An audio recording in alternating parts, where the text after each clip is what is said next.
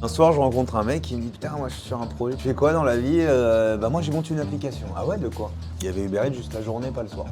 Il me dit bah moi je fais le Uber Eats de la nuit. Il me dit bah moi je livre toute la nuit avec un camion et je cuisine, je réchauffe tous mes produits sur place. Machin. Je dis ah ouais, fais voir et tout ton appli. Ça s'appelait Freddy les crocs de la nuit. Je dis putain, c'est sympa et tout. Son appli elle valait le coup, c'était super. Je dis top, mais qui te fait la bouffe? Bah personne, là je sous-traite, c'est dégueulasse, mais bon. Je dis bah vas-y, moi je suis dispo, je suis chaud, je te fais ton truc. Je m'occupe de tout ce qui est la bouffe. Le projet était super. Bref, la première soirée, je monte dans le camion. Évidemment, je passe par le bois de Boulogne parce qu'on fait le tour pour aller à Saint-Cloud, je sais plus. Je passe devant Précatelan. Ah bah oui. Du coup, on est là dans le camion. Je fais avec mon associé, je le regarde, je dis putain, tu te rends compte, il y a 6 mois, j'étais là dans un 3 Mac. Et là, je suis en train de faire du burger dans ton camion là. J'ai dit putain, l'expérience. Ah Le ouais. mec, il a fait 6 ans de cuisine comme un chien et. Ah, bref, c'était très drôle.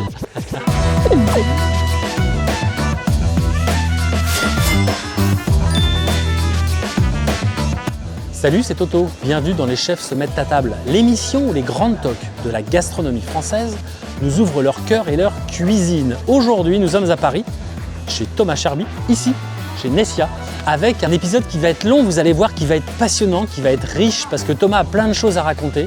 Et voilà, j'ai adoré sa gouaille, j'ai adoré, il est vachement intéressant. Il a tellement de vie professionnelle, il arrête pas ce gars-là, c'est un truc de dingue. Et vous allez comprendre le partage, le plaisir qu'il a de proposer des plats qui sont différents, qui sont du monde entier. Ce mec est un globe-trotter, ça va être super bien. Vous allez voir, c'est parti, c'est là, avec Toto, pour Les Chefs se mettent à table, avec Thomas Cherby. On y va? Allez, c'est parti. Salut Thomas. Salut Toto. Merci de nous recevoir ici dans ce superbe lieu. Bah, Bienvenue, plaisir. bienvenue dans cette émission qui t'est consacrée aujourd'hui. Quelle chance. Ah, alors c'est parti, on est prêt.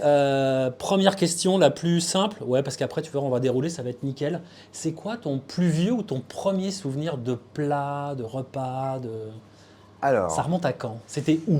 mon premier souvenir après de nombreux souvenirs, c'était les repas de famille évidemment.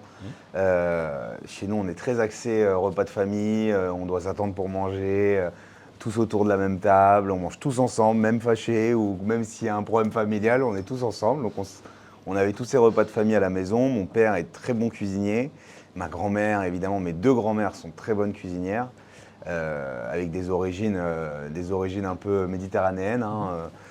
J'ai une grand-mère algérienne et une grand-mère tunisienne, donc Ok. c'est vrai que sur les cultures gastronomiques, c'était assez varié et assez drôle. Et surtout, c'était un voyage à chaque fois, donc sur les saveurs, sur les épices, c'était un grand bonheur. Donc c'est vrai que j'en ai de très bons souvenirs et ça a commencé vraiment sur les repas de famille où c'était un plaisir d'aller manger avant tout, quoi. T'as des plats comme ça qui t'ont marqué déjà? Des souvenirs de... C'est vraiment des plats spécifiques sur des recettes de famille, donc ça serait... moi déjà, j'ai la salade cuite de ma grand-mère qui est mon petit dada. Elle faisait des tartes feuilletées pour le vendredi soir, les petites tartes feuilletées au poivron confit, tomates confites, c'était incroyable.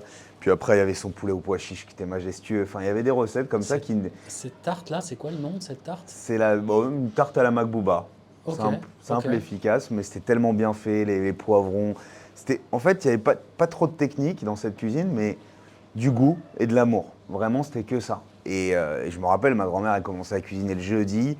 On passait à table le vendredi soir. Elle passait une journée et demie. Elle allait chez les bouchers, dévaliser tout ça. Et c'est toujours 5-6 plats à table.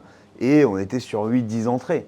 Donc les repas, chaque semaine, c'était des repas de fête monstrueux. C'était magnifique. Donc des recettes, je dirais pas que c'est des grandes recettes techniques.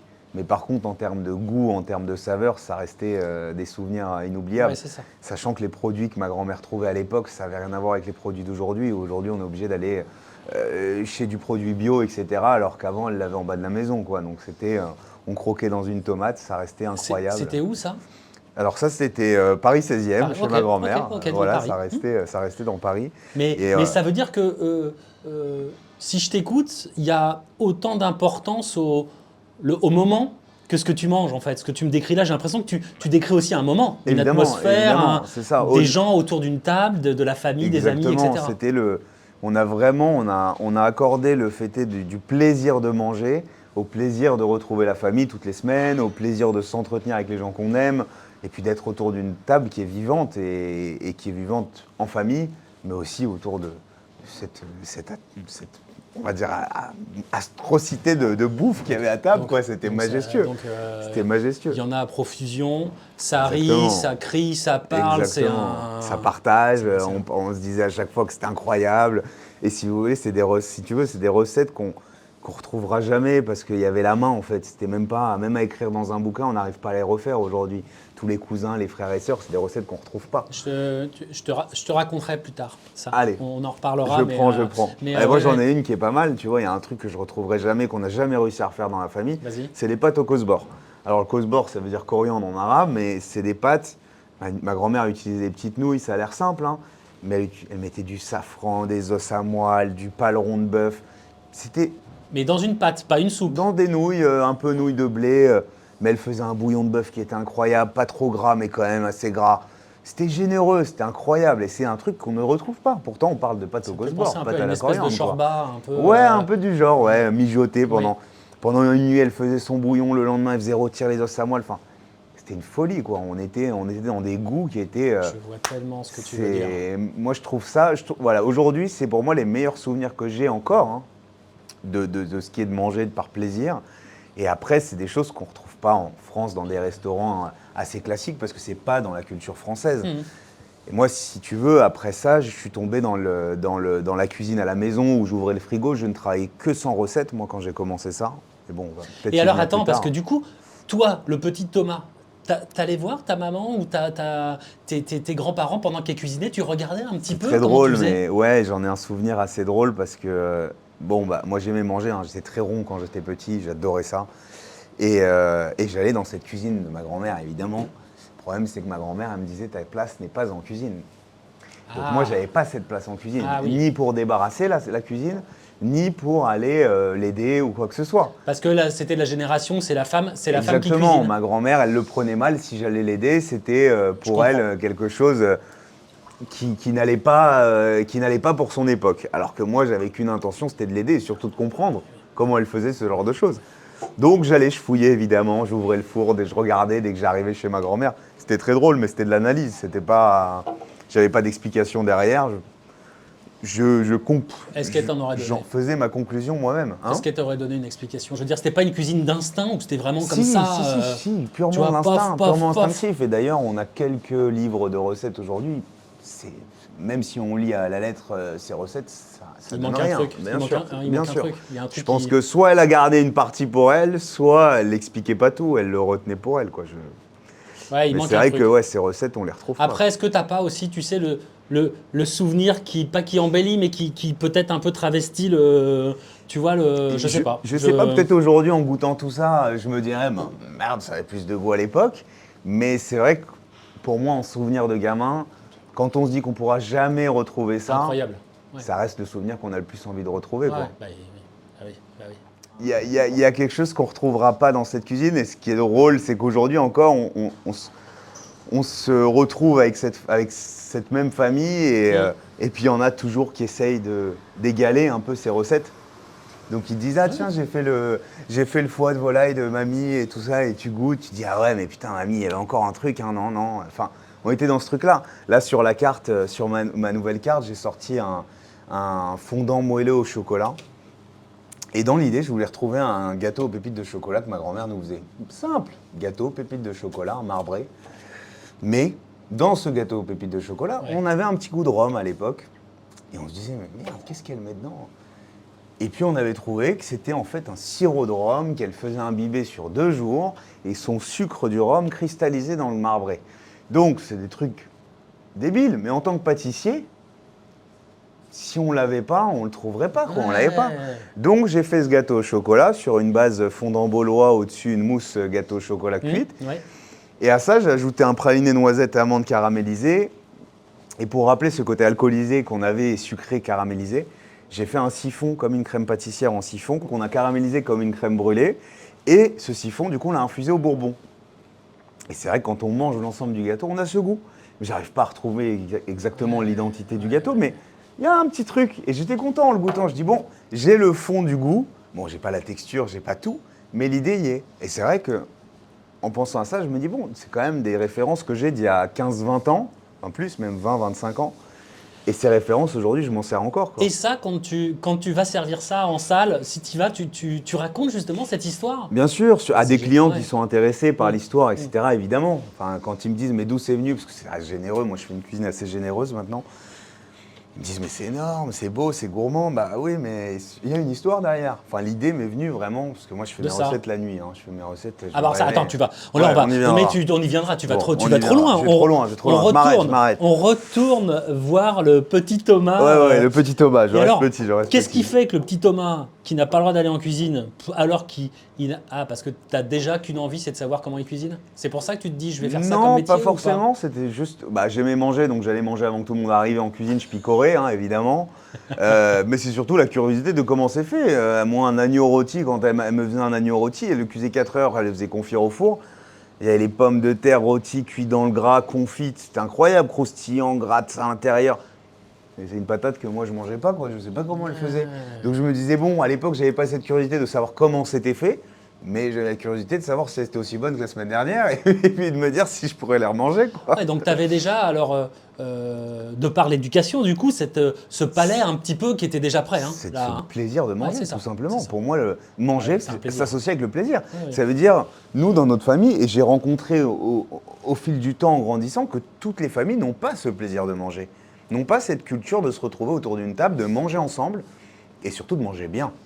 Il y en a qui mangent pour manger, mangent pour se nourrir. Oui, bien sûr, bien sûr. Bah nous, en fait, non. Moi, je préfère pas manger que manger à la va-vite et manger des choses qui me plaisent pas. Ouais. Voilà. Bon, après, tout dépend des tendances et des jours avec Bien ou sûr, sans. bien sûr. Non, Mais en général, on s'attend Ouais. pour manger. Ça fait partie Toi, c'est associé à un moment. du cercle familial, quoi. C'est surtout ça, quoi. Ouais, bien sûr. Donc, et j'aimerais que, voilà, quand j'ai mes enfants, j'aurai mes enfants, m'asseoir autour d'une table et qu'ils nous attendent pour manger. Vous voyez, comme dans les films à l'américaine, un peu chrétiens, on fait la prière avant de manger, on est tous ensemble, quoi. C'est vraiment, c'est c'est un moment peu de partage. Et on découvre que toutes les familles n'ont pas ça. Et moi, je trouve ça hyper important, hyper essentiel. Comme le cycle. Enfin, il y a des familles qui vont à la messe tout le dimanche ensemble. Bah voilà, ça fait partie du petit rituel familial. Ouais. Bah nous, c'était la bouffe. Ouais. Voilà. Ouais, mais il y a pire, hein. Moi, j'aime Il y a beaucoup. pire, hein. ça, c'est sûr que- C'est clair, c'est clair. Alors, du coup, la bouffe, ok, ça, j'ai super bien compris. Et donc, à quel moment tu te dis, peut-être que ça, je peux en faire mon métier? C'est quoi quand est-ce que tu switches? C'est venu bien après. Ok. C'est venu bien après. Donc moi, j'ai eu... donc là, cette génération, on va dire, famille, grands-parents et tout ça, Oui. c'était jusqu'à mes 13-14 ans. Après, malheureusement, les décès, etc. Donc on a été obligé de un peu dissocier. On allait moins faire les fêtes chez les uns et les autres. Et par la suite, du coup, moi, j'ai fait, on va dire, un parcours classique. J'ai été en école générale, etc. J'ai eu beaucoup de mal à partir de la seconde, troisième seconde. Et j'ai été en boîte à bac, dans Paris, donc à Fides. Paris, collé à la Tour Eiffel. Ma petite récréation, c'était la Tour Eiffel, c'était sympa. J'ai fait 2 trimestres là-bas. Je supportais pas ça. Parce qu'évidemment, c'est des violences par les professeurs. Enfin bref, j'en passerai les détails. Mais une vraie boîte à bac, ça, il n'y a pas à dire. C'est ça. Par contre, la population était très sympa. C'était très drôle. Je me suis fait des copains très drôles. Ça te correspondait pas? Pas du tout. Ouais. Pas du tout. Et là, je vois, ça devait être sur les réseaux, sur Insta ou un truc comme ça. Je vois Journée Porte Ouverte Ferrandi. Je me dis, putain, j'aimerais bien aller voir ce qui se passe là-bas. Je demande à ma mère. Évidemment, je savais que mon père était un peu réticent sur le métier parce qu'il connaissait un peu comment était la vie en restauration. Et j'en parle à ma mère. Elle me dit, écoute, si ça te plaît, on va voir. Donc on a été voir à l'école. Et c'est vrai que je suis ressorti de cette journée porte ouverte mais avec des papillons dans le ventre, une envie d'y aller, mais de commencer demain, quoi. Direct. Direct. Ça veut dire, moi, les gars qui cuisinaient les flammes, il y avait tous les petits jeunes qui étaient là. Moi, je trouvais ça incroyable. Je me dis, mais comment, à 14, 15 ans, on peut changer de vie radicalement comme ça? Puis aucune personne dans mon entourage faisait de la cuisine, quoi. Jamais, j'ai pas un ami dans mon entourage qui me dit, oh, je vais faire de la cuisine, je vais faire du bâtiment, je vais faire des machins. On était tous vraiment dans le cursus, école, classique. études. Classique, tu passes ton bac, tu feras une école de commerce, mon fils, Donc moi, etc. je suis là à 15 ans, je me dis, bon, ok, apprendre un métier, je suis payé, je vais manger toute la journée. C'est fabuleux. C'est vrai. Non, mais c'est vrai, je me rappellerai toute ma vie, je me suis entretenu avec un petit jeune et qui me disait, Il me disait, ouais, bah écoute, on arrive le matin en entreprise à 9h, à 10h, on va fumer notre clope, on a notre goûter, on a un machin. Enfin, c'était une autre vie, tout simplement. Et du coup, bon, bah, j'ai été accepté là-bas. J'ai été accepté en CAP parce qu'il n'y avait plus de place en bac, mais je ne voulais pas louper une année, donc j'ai commencé en CAP. C'était encore très dur pour les parents, hein. Très très dur de faire un CAP pour moi. Ah oui, parce que tu veux dire, ouais, à l'époque. C'était très dur à l'époque, en 2012, 2013, je crois. CAP, c'était mal vu. Et ça a changé maintenant? Ça change quand même? Non, oui, ça a changé. Alors, c'est mieux vu, on va dire, parce qu'on apprend un métier, et ça, c'est factuel. Évidemment, pour apprendre un métier, il n'y a pas mieux que ce parcours-là. Ouais. Maintenant, au niveau général, le niveau était quand même assez pathétique, quoi. Pour vous dire, hein, j'étais en général, pour te dire, j'étais en général. Ah, t'es passé de moins bon à meilleur de la classe? Mais oui, c'est vrai. Je suis passé, j'étais dans les 3 derniers en général à Fides. Je suis passé, j'étais premier de ma classe en CAP. Donc je ramenais les notes à ma mère, elle était comme une folle. Bon, évidemment, quand elle voyait que les examens, c'était une cata, il fallait savoir faire des multiplications alors qu'on avait tous 15 ans. Ouais. Le niveau était pathétique. Ouais, je comprends. Donc je suis sorti avec 17 de moyenne, meilleur de ma section, avec 3 gars d'ailleurs qui aujourd'hui ont une très belle carrière. Mais c'était une autre époque et c'était assez spécial quand même quand on a 15 ans. Pour nos parents, c'est compréhensible aussi qu'il faut avoir un métier assez solide et surtout avec une vie respectable derrière. Parce que là, dès que j'ai eu 15 ans, du coup, j'ai commencé le vrai monde de la cuisine. Et ça a été direct. Hein. Ça veut dire que mon apprentissage, j'étais chez Philippe Lempereur à Neuilly-sur-Seine. Je finissais à 22h30 le soir parce que c'était les heures légales pour les mineurs, les moins de 16 ans. Mais c'était des journées quand même de 12 heures déjà à l'époque. Hein. Je commençais à 8h30, ouais, c'était Et alors, une belle journée. le garçon de 15 ans qui découvre ça J'adorais. Ouais. Moi j'adorais. Moi j'avais un sentiment de liberté. Quand je sortais à 22h30, j'étais là, à 15 ans, je suis dehors tout seul, mes potes ils sont chez eux en train de faire leurs devoirs. C'était incroyable. À la fin du mois, j'avais mon petit salaire, 330 € par mois. C'était incroyable. J'étais là, je payais des bouteilles en boîte. Bon, c'était un salaire, une soirée. Voilà. Et pendant que mes potes, je te rembourse la semaine prochaine. C'était cette vie-là que j'ai vécue à mon adolescence. Et après, évidemment, je suis devenu un vrai passionné. Je suis tombé sur un chef formateur à l'école qui était incroyable, qui est chef Colpart. Et là, révélation, fan de concours, j'ai commencé à être inscrit sur des concours par mes enseignants. Je me dégageais du temps hors cours scolaire pour aller m'entraîner en cuisine. C'est quoi les entraînements? C'était quoi les concours auxquels tu participais? J'ai fait. Alors le premier c'était très drôle parce que je ne m'y attendais pas du tout. Moi je ne connaissais pas ce monde-là. Et mon chef vient me voir et me dit écoute, pour information, tu es inscrit au concours Raymond Vaudard. Je lui dis bon ok, qu'est-ce qu'on fait? Tu t'entraînes avec moi, on va faire une recette. Effectivement, il a bossé plus que moi sur les recettes au début, parce que je ne connaissais pas. Donc on a bossé ensemble, il m'a expliqué un peu le déroulé, les idées qu'il apportait. Et puis c'était parti. Et là, il me fait des fiches pour envoyer un plat en 3 heures. Bon, je suis le rythme. Je m'entraînais 2 à 3 fois par semaine avec lui à l'école. Plus à la maison, il me faisait m'entraîner. Donc ma mère, elle a mangé du bar farci pendant... Ah ouais, non, mais ça aurait pu être du saumon, ça aurait été moins cher, mais elle était du bar de Line farci en croûte de feuilletage avec une sauce champagne, je m'en rappellerai. Et donc, ce Raymond Vaudard, je vais à la campagne tout seul. Pour moi, c'était encore nouveau. Dans une école dans 78. Tout seul, sans mon chef, sans ma mère. Elle me dépose devant l'école. J'étais comme ça. Moi, je connaissais vraiment pas ce milieu-là. Et je déteste la compétition, en vrai. En vrai, je détestais la compétition à cette époque-là. Je le fais, je gagne, premier. Et là, j'apprends qu'en fait, j'ai été sélectionné pour les MAF. Je ne savais même pas que c'était les sélections du MAF. Donc, c'est meilleur apprenti de France, ouais. Donc j'ai une deuxième sélection pour les MAF, troisième sélection, et la finale des MAF arrive. Alors attends, juste petite pause.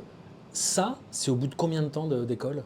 2 ans, fin de CAP. Ah ouais, donc avant 18 ans. T'as acquis en 2 ans un bon niveau, quoi. En fait, je faisais que ça. Ouais. C'est vrai que je faisais que ça. Donc je me suis rendu compte que tu bosses, tu sors du boulot. Moi, j'ai étudié pour être un bon techniquement aussi. Je m'entraînais à la maison. Parce qu'il faut savoir que aussi ce qui a déclenché, moi, ce que j'ai oublié de vous dire, c'est que ce qui a déclenché cette envie de cuisiner, c'est à la maison. Entre les grands-parents et l'école, j'ai mon père qui est parti travailler aux États-Unis, ma mère qui est architecte, qui bossait comme une folle à Paris. Du coup, à 20h, personne pour nous faire à manger. J'étais avec mes 2 sœurs, très faim, donc je vidais le frigo. Et je faisais que des recettes avec le frigo. Donc c'est simple, je détestais ouvrir les bouquins, moi. Je n'ai jamais lu une recette dans un bouquin à part après l'école. Génial. Donc j'ouvrais le frigo, alors c'est commencé avec des clubs sandwich, hein, où je mettais un peu de tout, je faisais griller quelque chose, machin, pour les potes de mes sœurs et tout ça. Puis petit à petit, je vidais le Picard, je le modifiais un peu. Enfin, c'est venu comme ça. Aucune recette et je me faisais plaisir, je faisais des trucs un peu gourmands. Alors des fois, c'était une cata, hein.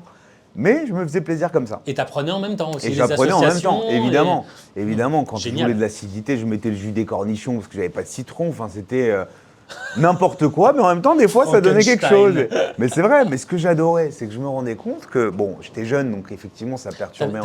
T'avais quel âge là? Bah là, j'avais, c'était avant Ferrandi, je devais avoir 13-14 ans. Ah ça. ouais. Et tes sœurs étaient plus petites ou plus grandes? Plus grande. Ok, plus grande, ok. ouais. Ah donc toi, le plus petit, Ouais, tu ouais, fais... je- Ah, génial, j'avais génial. faim, je sortais de l'école, ma mère elle rentrait tard. Mon père, bon, il était là de temps en temps, mais il était plus aux États-Unis. Ah, qu'est-ce que tu fais? Tu te fais à bouffer, t'as pas le choix. Bien sûr, bien sûr. Et puis à force, ma mère, elle rentrait à la maison, bah, la table était mise et elle mettait les pieds sous la Oui, table. mais tu vois, tu aurais très bien pu te dire, comme tu dis, à bouffer, mais un micro-ondes, 45 secondes, c'est Évidemment, réglé. mais Donc, je restais dans le plaisir de manger C'est avant ça, tout. c'est ça, Et c'est c'est ça ça. qui était super. Et je me rappellerai tout le temps que, à l'époque, je faisais des clubs sandwich, je me rappelle, et je les faisais aux amis de ma sœur. Et ils venaient me voir, ils me disaient, mais c'est de la folie, ton club sandwich, il est incroyable. Moi, j'étais là, mais attends, mec, c'est un sandwich avec une tranche de dinde, une maillot maison, enfin, pas grand-chose, quoi. Ouais, refais-moi. Ah, Donc, déjà, ils revenaient, ils me redemandaient un club sandwich. à 13 ans, une maillot maison et un... Oui, non, mais Enfin, ça, tu vois, il est ça con. restait simple. Et moi, il m'en faisait tout un truc. Et moi, j'adorais. Je disais, bon, arrête tes conneries. Mais Tu le derrière, fais comment? j'adorais. Je me disais. Tu nous le feras en une minute, la recette? Allez, je la vous la recette tout refais. à l'heure en une minute chrono, génial. Mais comme je dis, il n'y avait même pas de recette. C'était tout ce qu'il y avait dans le frigo, quoi. Je m'éclatais comme ça. Et j'adorais cet effet que ça faisait aux gens de se dire, bah déjà, il y a une attention. Le mec, il me fait à manger dès que j'arrive chez lui. Plus c'est bon et plus il fait ce qu'il a.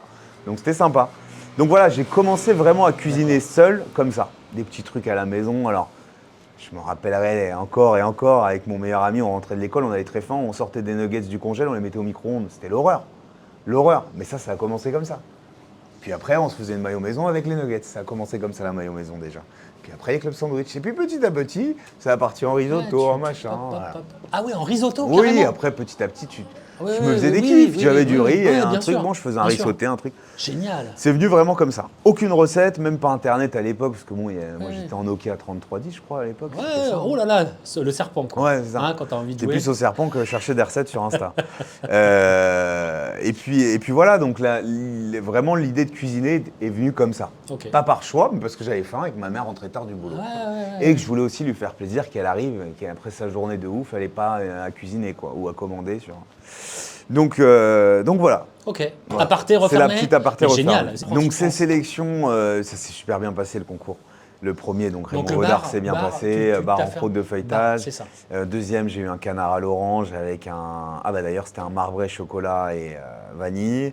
Enfin bref, c'était des recettes simples, classiques d'école, qu'il fallait bien réaliser, mais surtout en un temps assez limité, quoi. Toute petite question, c'est quoi la différence entre MOF et meilleur apprenti de France? Alors MOF, c'est meilleur ouvrier de France. Oui.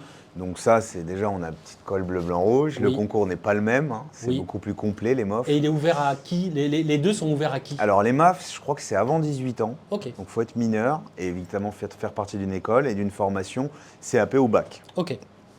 Les MOF, je crois que c'est à partir de 23 ans, 24 ans. Et alors là, c'est accomplissement de tout cuisinier, hein. C'est C'est ça. un concours Ok. qui... alors les MOF cuisine, c'est assez centré cuisine, etc. Et on est en même temps sur de la pâtisserie, de la gestion globale d'une cuisine, avec un QCM et une étape technique de 5 minutes. Et après une vraie épreuve qui dure 6 heures, je crois, 4h30, Ouais, 6 heures. c'est un truc de... Je sais plus les sujets, mais à c'est un- l'époque, je c'est un truc m'intéressais de fou. beaucoup. C'est un beau concours. C'est un très beau concours et on y sort vraiment, quand on en sort avec le titre, on a une belle satisfaction Ouais. personnelle, Bah je oui, pense. bah, Voilà. t'es, C'est un peu le Graal c'est- de tout cuisinier, c'est quoi. C'est la crème, Ça, c'est sûr. c'est la crème de la crème. Puis j'imagine que, tu vois, une étoile, ça récompense une affaire, un Un restaurant établissement, avec donc C'est vrai. des gens en cuisine, en salle, etc. Alors que MOF, c'est ta récompense à toi, quoi. C'est enfin Ça, celle c'est du, sûr. Une du belle ou de la récompense, chef, ouais. quoi. Ouais, c'est... Ouais, je suis d'accord. Ouais. Mais bon, c'est vraiment le... Et à l'époque, je m'étais toujours dit qu'un jour, ça sera vraiment ce que je veux être. Je veux être un meilleur ouvrier de France. Mhm.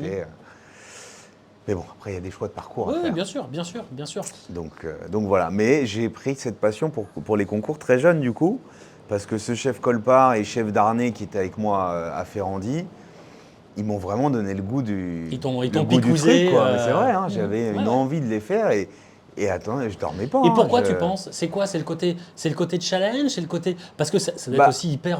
Il faut te Déjà, remettre en question. il y avait une reconnaissance monstrueuse quand tu réussissais un concours. Ah oui, bah oui. Déjà dans l'école, Ouais. pour le bien de l'école, pour le bien de tes chefs. Donc ça faisait. Moi, je voulais vraiment le Graal, c'était que tu aies la reconnaissance de tes pairs, entre guillemets, Ouais, à bien savoir sûr. tes chefs. Bien sûr. Même en entreprise, je me rappelle que même mon employeur, qui était Philippe Lempereur, je voulais qu'il soit fier de moi. Donc tu avais cette fierté quand tu arrivais, que tu avais gagné. Il fallait rester humble, parce qu'évidemment, on se prenait des claques pour rester humble, hein, parce que quand tu es jeune Ouais. et que tu gagnes, Ouais, mais. forcément, des fois, tu arrives un peu olé olé. Je me suis pris 2-3 claques, je restais dans mes baskets après. Mais tu apprends même là-dessus. Tu apprends même sur le le côté humain, où tu as gagné, ok, tu es le meilleur de ta section, de ton machin, mais reste là, c'est parce ça. que si je te pose une question technique aujourd'hui, tu peux te planter Ouais. encore. Et là, Par là, contre, ton premier retour en cuisine, j'imagine au restaurant quand tu viens quand tu as gagné un c'était truc, beau, tu c'était dois beau. quand même avoir, C'était tu beau. dois avoir une belle banane c'est quand même. super, Tu dois être content, évidemment, quoi. évidemment. Ouais. Mais tu as toujours le côté humain, Bien où sûr. certains sont jaloux et aussi te tapent Ah, derrière. oui. Moi, j'ai vécu aussi beaucoup de mauvaises choses dans cette école avec des camarades qui, je ne sais pas si c'était par jalousie ou par haine, mais j'ai eu des blagues horribles, hein, parce que moi, je ne mange pas de cochon, donc j'avais les têtes de cochon dans mes mallettes de couteau. Enfin, j'ai vécu aussi tout ça en parallèle. Et c'est vrai que moi, je me suis mis vraiment à l'écart à l'école durant 4 ans, parce que j'ai fait CAP et Bac Pro derrière. Je me suis mis à l'écart de tout contact avec les potes et tout ça. Et à la fin, en fait, je restais qu'avec mes profs. C'est-à-dire que j'ai avancé professionnellement, mais je me suis un peu mis à dos tous ces camarades qui, pour moi, ne me voulaient pas du bien. Oui. Parce que moi, les blagues de farine par terre, de tête de cochon sur mes couteaux, enfin des trucs comme ça, C'est ça. ça me massacrait. Je me suis dit, Ouais. mais attends, qu'est-ce que je vais rester dans 4 ans, je les vois plus, ils vont me niquer ma carrière, c'est pas possible, c'est pas ce qui me plaît, ils veulent pas du bien, quoi. Donc vraiment, à la fin, au bout de 4 ans, bon, j'avais une petite copine et les chefs, c'était vraiment mon petit QG, c'était d'être avec eux et d'apprendre avec eux. Parce que Tu as dû vachement grandir aussi, tu vois. ça m'a aidé énormément, énormément parce que du coup, moi, j'ai fait mes 2 ans de CAP, des petits concours entre-temps. J'ai eu 18 ans quand j'étais à Ferrandi, je suis passé en bac. Et quand j'ai eu 18 ans, j'ai monté mon auto-entreprise directe. Parce que je suis passé d'un resto où je faisais 12-14 heures par jour à un resto où je faisais 8 heures par jour. C'était l'Automobile Club de France. On était 40 en cuisine.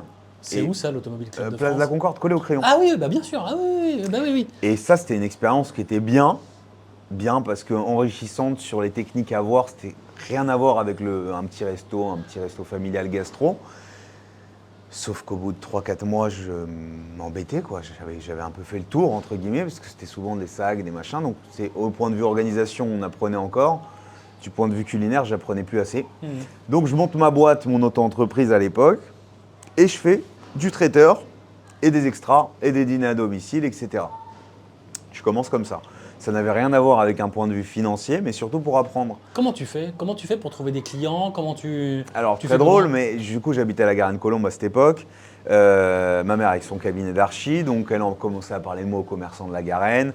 Un pote à elle qui avait une agence m'appelle, tu me fais mon inauguration à la Garenne-Colombe, 120 personnes. Première inauguration, 120 personnes. Jamais fait ça, hein. Jamais fait ça.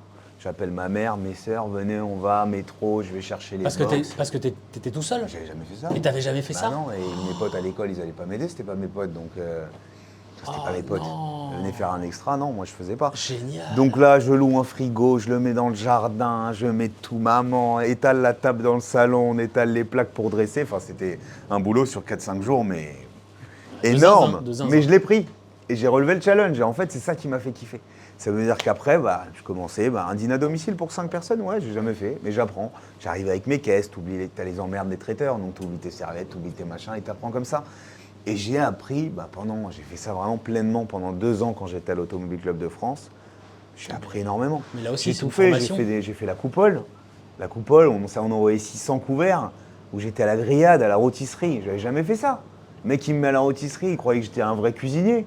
Je dis, mais je suis en apprentissage, moi, j'ai jamais grillé une viande encore, je n'ai pas fait les cuissons encore. Alors je savais à la maison. Mais là, quand tu cuis 600 steaks à la coupole, c'est pas la même, hein. J'ai fait ça, j'ai fait du snack, du food truck. Enfin, tout. En fait, j'ai accepté toutes les missions. Toi, t'as fait un. Toutes les missions. Ça t'a appris un truc de fou. Je voulais voir, en fait. Je voulais savoir quelle cuisine j'aimais. Je voulais vraiment. Oh, c'est voilà. Exactement la question que j'allais te poser. Je voulais voir. Moi, j'adore manger un peu la food porn, tu vois, les burgers, un bon burger bien gras. J'adore ça. Enfin, j'adorais ça. Et aujourd'hui, je fais un peu plus attention. Donc, je voulais voir aussi comment on gérait un food truck, comment on gérait du burger à l'envoi. Et c'est une orga, hein. Attention, c'est un métier du burger à faire. Pourtant, je pensais que c'était le plus simple. Eh ben non, c'est pas le burger le plus simple. Hein. Ah non, mais moi je sais, j'adore ça et j'en fais à la maison. Ouais, c'est une tannée. T'as vu le bordel pour un burger? Non, mais c'est vrai, c'est un métier le burger. Bah bien sûr. Donc voilà, j'ai appris énormément comme ça. Ça m'a vachement enrichi sur les possibilités qu'il y avait dans la restauration.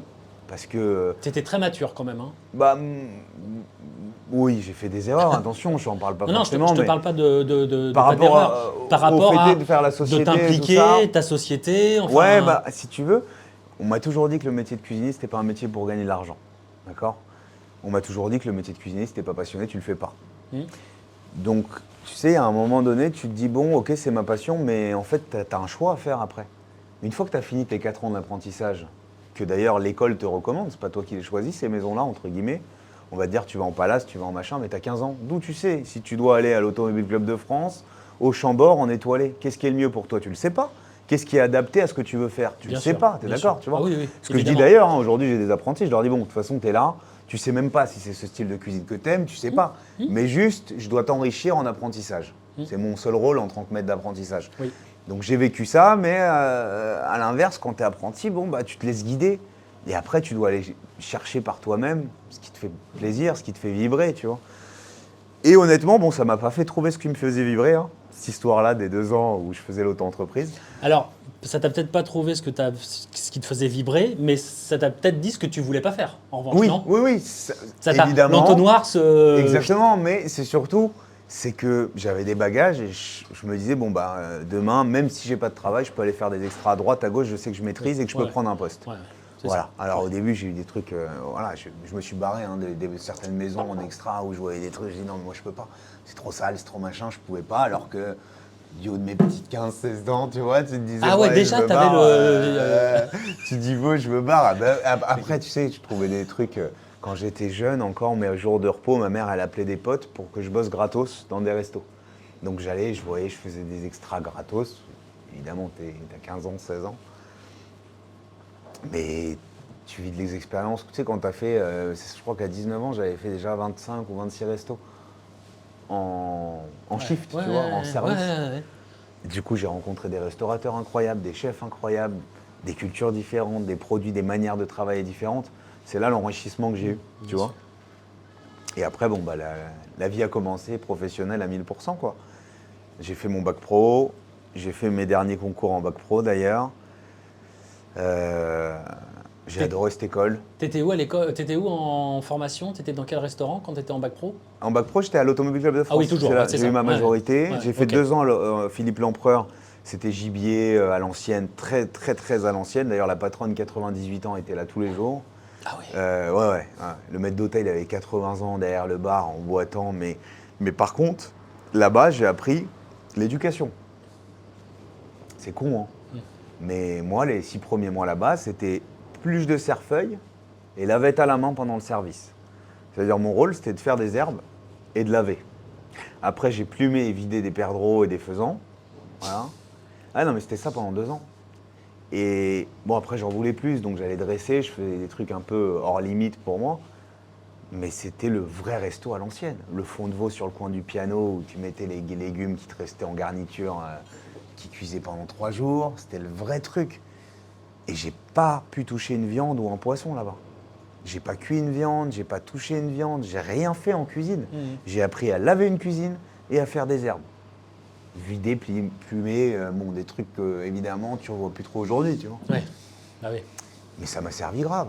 Parce que j'ai appris, tu t'es, tu fais, quoi.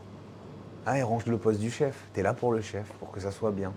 Déjà, ces 2 ans, pour moi, ils m'ont appris énormément. Pourtant, j'étais vraiment, aujourd'hui, tu peux appeler ça un larbin total, quoi. Et pourtant, aujourd'hui, je sais que ça m'a servi. Ce que j'explique à mes gamins en essayant de leur apprendre plus, évidemment. Bien sûr. Mais en même temps, de leur faire comprendre, ça commence par l'hygiène, en fait, la cuisine. Si tu cuisines dans de la merde, tu fais de la merde. Donc ta cuisine, elle doit être propre, ton poste, il doit être propre. C'est juste simple. Ouais, le béaba. Mais combien en l'ont et combien ne l'ont pas? Ouais. C'est le plus important. Mhm. Sinon, toute ta vie, tu cuisines dans la merde. Ouais. Pas possible. Là, tu vois ma cuisine, hein, ça fait 4 ans que je suis ouvert. Tu rentres, c'est Ah bah, j'ai nickel, vu tout quoi. à l'heure, c'est chirurgical. C'est, hein. ouais, t'as pas de gras cumulé, t'as rien, parce que c'est ce que je leur dis. Je dis, je préfère qu'on fasse. Si vous n'avez pas le temps de cuisiner, préfère faire un tout petit peu moins technique, mais que vous astiquez la cuisine. Voilà la mentalité que j'ai avec mes gars, tu vois. Je porte pas, moi. Tu peux pas arriver dans une cuisine, ça donne pas envie. J'ai toujours eu des cuisines ouvertes. Hein. Tous les restos que j'ai financés avec mon associé, je voulais qu'on voit les cuisiniers, je voulais qu'on me voit en cuisine. Pareil, lien à la propreté. Ça rassure le client. Oui, bah, bien hyper sûr. important. Bien sûr. Bah, oui. Donc voilà, ces 2 ans-là, on va dire les premiers 2 ans, c'était vraiment apprentissage, le respect, la hiérarchie et le nettoyage. Et l'exigence, évidemment, des petites pousses, du taillage des herbes, que ça soit bien carré, etc. 2 ans après, on va dire la gestion, le gros œuvre, on faisait du 1000-1500 couverts. Je me rappellerai toute ma vie parce que le fumoir et le repas du perso étaient sur le toit, place de la Concorde, là-bas, à l'Automobile Club de France. Et en fait, là-bas, toutes les semaines, tu changeais de poste. Et tu avais une semaine où tu t'occupais du self. Parce qu'on était 150 employés, 200 employés, donc tu fais à bouffer pour 200 personnes. Mais tu es tout seul dans une cuisine sur le toit de place de la Concorde. Avec la vue sur. Alors, Sur toute la place? Figure-toi que sur tous les postes que j'occupais là-bas, c'était mon préféré. J'étais peinard, je faisais à manger pour 200 personnes et je les faisais kiffer. Ils étaient là et ils kiffaient. Ils arrivaient pour manger après leur shift. Ils me disaient « Ah putain, c'est bon, qu'est-ce que t'as mis là-dedans ?» Et j'avais un partage, tu vois, que j'avais pas avec les clients. Et j'ai enfin retrouvé quelque chose que j'avais vécu quand j'étais petit à faire à bouffer au pote de ma sœur. C'est ça. Donc c'était super, cette expérience. Il y avait des choses super, il y en avait d'autres qui étaient un peu moins parce que je connaissais aussi l'ampleur des grosses équipes. Grosse brigade égale quand même beaucoup de problèmes. Hein. Grosses emmerdes. Grosses emmerdes, ouais. Ouais. Ça, c'était assez spécial parce que les bâtons dans les roues qu'on peut te mettre alors que j'avais 18 ans, à cette époque 18 ans, on te met des mecs de 35, 40 ans qui te mettent des bâtons dans les roues, qui te parlent mal, qui font du favoritisme.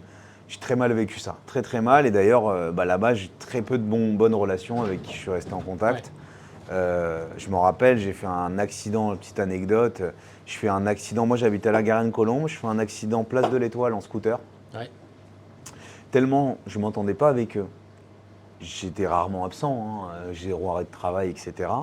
Un matin, je fais un accident place de l'Étoile, j'appelle mon chef. Ouais chef, j'ai fait un accident. Mais qu'est-ce qu'on s'en fout, tu ramènes ton cul tout de suite. Vous êtes sûr chef? Ouais. Mon scooter, ma fourche, elle était comme ça. Je suis là, avenue de la Champs-Élysées, sur les bétons, le guidon comme ça, en sang. Mais en sang, j'avais du sang partout. Il était 10h du match, j'arrive, je pose mon scooter devant le crayon. Le mec, il me voit, en plus, c'était que des motards là-bas. Il me voit dans le hall d'entrée, mais si tu fais là? Je dis, je t'ai appelé, je t'ai dit que j'avais fait un accident, tu me croyais pas. Il me dit, mais t'es malade d'être venu comme ça? Je dis, tu me crois pas, viens voir. Mon scooter, il est mort, je suis en censé être bon, je peux rentrer chez moi ou... Ouais, mais rentre chez toi, mais ça va pas. Le mec, il était comme ça, parce que forcément, totalement interdit. T'as 18 ans, tu laisses un petit jeune qui vient de faire un accident tout seul. Je peux appeler ma mère quand même, j'ai appelé le patron, tu vois, j'ai appelé le chef. T'appelles pas à 18 ans, tu peux encore appeler ta mère, maman, j'ai fait un accident, viens me chercher, tu vois. Le mec, il m'a fait venir, et je m'en rappellerai toute ma vie, je suis allé jusqu'à place de la Concorde, lui mettre le nez dans la merde pour ça, quoi. C'est aberrant. T'imagines la mentalité que j'ai dû prendre, parce que j'étais pas comme ça en plus, moi, pas du tout. J'ai dû avoir cette mentalité parce que j'étais en face de certaines personnes avec qui on se comprenait pas. Et il y avait, si tu veux, cette bataille. Ouais, t'es un menteur. Mais non, mec, pourquoi je vais te mentir? J'ai envie de l'apprendre, ce métier. Moi, je veux pas t'avoir. Hein. Pour gagner une heure de sommeil le matin, je m'en fous. Enfin voilà, c'était la petite... mais ça restait une bonne expérience. Toutes les expériences sont bonnes, de toute façon. Donc, ouais, après, c'est avec le recul où tu te rends compte, en fait. T'en rigoles. Moi, j'en rigole aujourd'hui, mais c'est vrai que c'est un... Moi, si mon fils, il lui arrive ça, je serais vert. Ouais, tu te dis, putain, le mec, il t'appelle, il a un accident, écoute-le, quoi. Et t'en as beaucoup qui se foutent de la gueule du monde, mais là, il y a des fois où ça peut être sérieux, quoi. C'est ça. Donc bon, voilà. Voilà le deuxième apprentissage. Mais c'était enrichissant, c'était 2 années belles. Et après, il y a aussi, pendant ce temps-là, la petite parenthèse, c'est la vie privée qui change beaucoup, hein, qui a beaucoup changé. Le rythme de vie, tu vois plus tes amis. Moi, le samedi soir, je sortais plus. Oui. Il n'y avait plus de ça, quoi. Donc, tes potes, tu les vois le dimanche, quand ils sont morts, hein, après la gueule de bois du samedi. Donc, à partir de 15h. La vie sociale, après, si tu veux, quand tu rentres dans ce métier, tu l'as plus. Au début, tu as la pêche, tu sors le samedi soir après ton service, t'es chaud, machin. Après, tu n'as plus ça, quoi. Oui. Et puis après, à 20 ans, 30 ans, alors là, je t'en passe, t'es loin, loin, loin derrière. Ouais. Loin, loin derrière. Bon, après, de temps en temps, tu t'éclates un peu, mais ça devient tellement rare parce que tu finis ton service le samedi soir, t'as qu'une envie, c'est d'aller te foutre au lit, de passer tes commandes et le lendemain de voir ta petite chérie, quoi. Ouais, bien sûr, bien sûr. Enfin bon, on y reviendra. Ouais, ouais, exactement. C'est hop, marche arrière ou marche avant. Exactement. Génial. Donc, Voilà. du coup, t'as ton diplôme. Voilà, j'ai mon diplôme avec mention, nickel. Il s'est passé un truc assez incroyable, c'est que j'ai eu mon diplôme et mon chef de cuisine, donc Monsieur Colpart, qui m'a fait passer les concours, qui m'a accompagné vraiment pendant ces 3 années avec lui, ouvrait son affaire en même temps. Donc il me propose le poste. Ça te dirait de bosser avec moi, mais je suis dans l'Oise, à Compiègne, Ah ouais. à l'auberge du Pont de Rotonde, dans un village de 330 habitants. Ah ouais. Ouais. Je dis ouais, bah écoutez, ouais, avec plaisir. Il a toute la technique, il est fan de concours, mais grave. J'y vais, fonce, je finis mon apprentissage comme ça, je fais 1 an ou 2, bonheur. J'ai fait le choix de ma vie un peu parce que je m'éloignais de tout ce que je connaissais, de mon confort, des Oui. relations que je m'étais faites, etc. Et j'y vais. Voilà. Pourquoi En train, t'y vas? Pas de Oh, oh. permis C'est voiture, quoi? rien. Tu voulais quoi? Découvrir quoi? Qu'est-ce que. Bah, je savais qu'on faisait 100% maison, mais vraiment tout, de A à Z. Qu'on était à côté de produits d'exception, parce que tu es dans l'Oise, tu as les gibiers. Moi, j'aimais bien travailler le gibier à l'époque. Tu avais les périodes de chasse où c'était majestueux, les périodes de récolte de champignons, c'était un luxe quand même d'aller cueillir les cèpes, où le mec qui toque à ta porte, tu avais le kilo de cèpes à 5 balles, mais des trucs, j'ai jamais revu Comme après. ça, des Bien assiettes sûr. Mais c'est pas ça, mais la qualité, la fraîcheur, t'avais pas mieux. Cueilli, T'as pas mieux. cueilli Ah oui. dans l'heure, quoi. Le mec, il arrivait avec tes paniers, 5 balles le kilo. Je regardais, je dis non, c'est pas possible, donnez-lui plus, chef. J'ai honte. Je les paye 45 € le kilo ici. Enfin bon. Et en fait, j'ai été là-bas pour apprendre tout. En fait, il m'a dit clairement, il m'a dit voilà, moi, je vais t'apprendre à être sous-chef. Je On dis y va. go, on part, sa femme est là, pareil, elle s'occupe de la salle, lui en cuisine, on est que tous les deux en cuisine. Ok. Sur un resto qui est un ancien étoilé hein, quand même, donc on visait l'étoile. Hein. Ah oui, oui, oui. Donc c'est. Donc le but était d'aller chercher l'étoile, de redorer cette entreprise qui était à la même personne pendant 60 ans et qui avait une étoile. T'as combien de couverts? Combien de couverts vous faites? Là-bas, il y avait 50, 45, plus À une deux. salle de réception. À deux, quand même. Ouais, à deux. Ouais. Ah ouais, ouais. Donc, À deux, mais après, bon, le rythme, ça restait la campagne, des vieilles personnes qui venaient manger. Hein. C'est le Rotonde, c'est un petit village, on est de passage pour l'armistice, visiter un peu. Ça restait assez calme, hein, c'est la campagne. qu'est-ce que vous faites comme plat, du coup? On faisait du français, donc en gastro, parce qu'on avait quand même près de 12 manips par assiette, hein, 12-14 manips là-bas sur chaque assiette. C'était assez fastidieux comme boulot, mais on s'éclatait. Moi, j'ai passé C'est la pire période de ma vie en termes de rythme de travail, parce que alors là-bas, je comptais même pas. C'est-à-dire que le mec me prenait tout. Les pâtes de fruits, le pain, maison. On faisait tout maison, 100%. 100%. T'avais rien qui arrivait fait sur place. Vous achetez rien transformé, quoi. Midi et soir, j'avais le pain à taper, à faire pousser, à cuire déjà. Quand on s'est retrouvé à deux, je tapais la pâtisserie et le garde-manger. Lui, il était cochon. Donc, si tu veux, on était avec un boulot. Et alors, le pire, je vais te raconter un truc. Noël arrive. Ah, on va faire des chocolats. Je dis quoi, les chocolats des chocolatiers? Ouais, mais on n'a rien pour faire. Je vais acheter 2-3 petits trucs. Donc, il achète les trucs de pince, machin. Effectivement, il savait faire des chocolats. Et on commence à faire les bonbons en chocolat, dignes d'un chocolatier. On a bossé jusqu'à 4h du mat. Pour faire les chocolats? Pour faire les chocolats. On était là, j'avais les yeux qui collaient. Je me dis, putain, chef, ça y est, il faut que j'aille me coucher. Va, il me dit, va, pas de problème. Et jamais il m'a obligé à bosser. Toujours, il me disait, va, rentre, va te coucher, je vais finir. Mais moi, Bah, tu restais. évidemment, Ouais. j'étais dans ma chambre de bonne en haut, là, avec une douche, il n'y avait rien dans la chambre, pas un habitant, pas une gonzesse, qu'est-ce que tu veux faire? Tu vas, tu bosses. Bah, tu fais J'étais des là-bas chocolats. pour ça. J'étais là-bas pour ça. T'as dû Mais je me apprendre. rappelle, tu vois, cette nuit-là, tu te dis, putain, je suis allé me coucher, je me suis dit, putain, mais j'ai l'impression d'être exploité, mais c'est moi qui m'exploite. Tu t'auto-exploites. Je m'auto-exploite parce que Parce que j'ai t'as envie de m'enrichir. d'apprendre, t'as envie Voilà. d'apprendre, bien sûr. Mais j'ai tout vu là-bas. J'ai tout vu. On a fait le pain, on a fait, comme je te dis, les pâtes de fruits, les chocolats, toute la pâtisserie, je la faisais moi, T'as dû les mignardises, Enfin, t'avais tout comme un étoilé. Un apprentissage de malade. de malade. Et là-bas, j'avais 19 ans fin de bac, je suis sorti à 21 ans. Je suis resté 1 an et demi, un peu plus. Évidemment, on est resté en super terme, jusqu'à aujourd'hui, hein, où il vient manger ici. Mais moi, je pouvais plus de la campagne, je pouvais plus de tout ça. Ouais, moi. c'est aussi pour le coup, C'était- au-delà du boulot, c'est un autre rythme de vie, un autre Le- truc. Hein. Bah, la vie était horrible. Hein. Clairement, la vie était horrible. Moi, Passer de Paris à 300 une habitants, horreur. c'est comment Une horreur. Bah, moi, j'arrive à Gare du Nord, j'ai appelé ma mère, je dis maman, le monde, j'ai peur du monde, quoi. C'est vrai, bah tu oui, peux pas. oui. J'avais rien. Je te dis, il y avait rien là-bas. Ah bah t'es pas 300 emmerdé le samedi habitants, soir pareil. pour sortir. Ah ouais, je te hein. jure. T'es bien, hein. Quelle horreur, putain. La bouteille en boîte, il n'y a pas de problème. Mais ah oui, c'était 30 € là, la bouteille. D'ailleurs, il n'y a pas de boîte comme ça, c'est réglé. Il y avait un club échangiste, c'est tout. Je te jure en plus.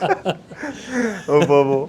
Non, mais donc voilà, et c'était d'un enrichissement, mais genre, je le referais demain. Bah Quoi. oui, oui.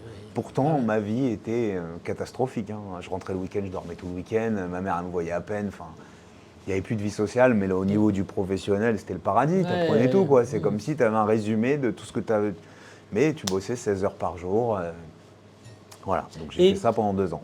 Est-ce que du coup, ce travail-là, cet enrichissement, ça t'a encore une fois permis de commencer à te dire, dans ton cheminement de trucs, c'est vers ça que je veux aller? Non, pas du tout. Toujours pas? Pas du tout. Ok. Non, parce que, pareil, en rythme de vie pour lui, hein, qui était patron à l'époque, qui avait déjà tout appris, etc. Lui, il avait une vie horrible, quoi. Hein. Il bossait matin et soir, il voyait pas sa femme, pourtant elle bossait là. Les emmerdes, j'en passe. Hein. C'est quand tu achètes une auberge vieille de 500 ans, Oui. voilà. Non, pas du tout. Non. Moi, j'ai vu ça, j'ai dit, OK, quand même, prendre une affaire, c'est pas du jeu, c'est pas drôle du tout. Il y a des risques monstrueux parce que Ouais, ben, derrière, t'as déjà compris évidemment, dans le compromis que j'avais avec mon chef, c'était que je voulais qu'il m'imprègne de ses affaires. Comprendre les rouages d'une entreprise, comprendre la gestion de comptabilité, savoir faire des ratios que j'avais appris à l'école, mais là, je voulais apprendre sur le tas, là, ça. pas me gourer, quoi. Comment négocier avec mes fournisseurs, enfin tout ça. Je voulais vraiment le package d'apprentissage récap. Donc d'ailleurs, le soir, c'était fin de soirée, même quand on se posait, on buvait un coup, j'avais droit à ces petites formations sympas entre tous les deux dans le grenier. Enfin, voilà, en fumant notre clope, on se faisait nos petits débriefs comme ça. Mais non, je suis reparti de là-bas, je me suis dit, ok, je vais rebosser pour quelqu'un, je suis pas remonté. Je suis pas parti de là-bas pour monter une affaire. Hein. Oui, mais quelque part, ça t'a permis de comprendre la difficulté peut-être d'avoir une affaire et te dire, waouh, c'est tendu, quoi. C'est vrai. Thomas, 20 ans ou 21 ans, il va pas reprendre une affaire tout de suite, peut-être. Tu t'es dit, non, ça va pas être. Totalement. C'était. Ça m'a plus fait flipper qu'autre chose. Ouais. Tu te dis que tu es engagé, tu es machin. Mais tu vas voir la suite, c'est drôle parce que j'ai quand même pris des petites claques.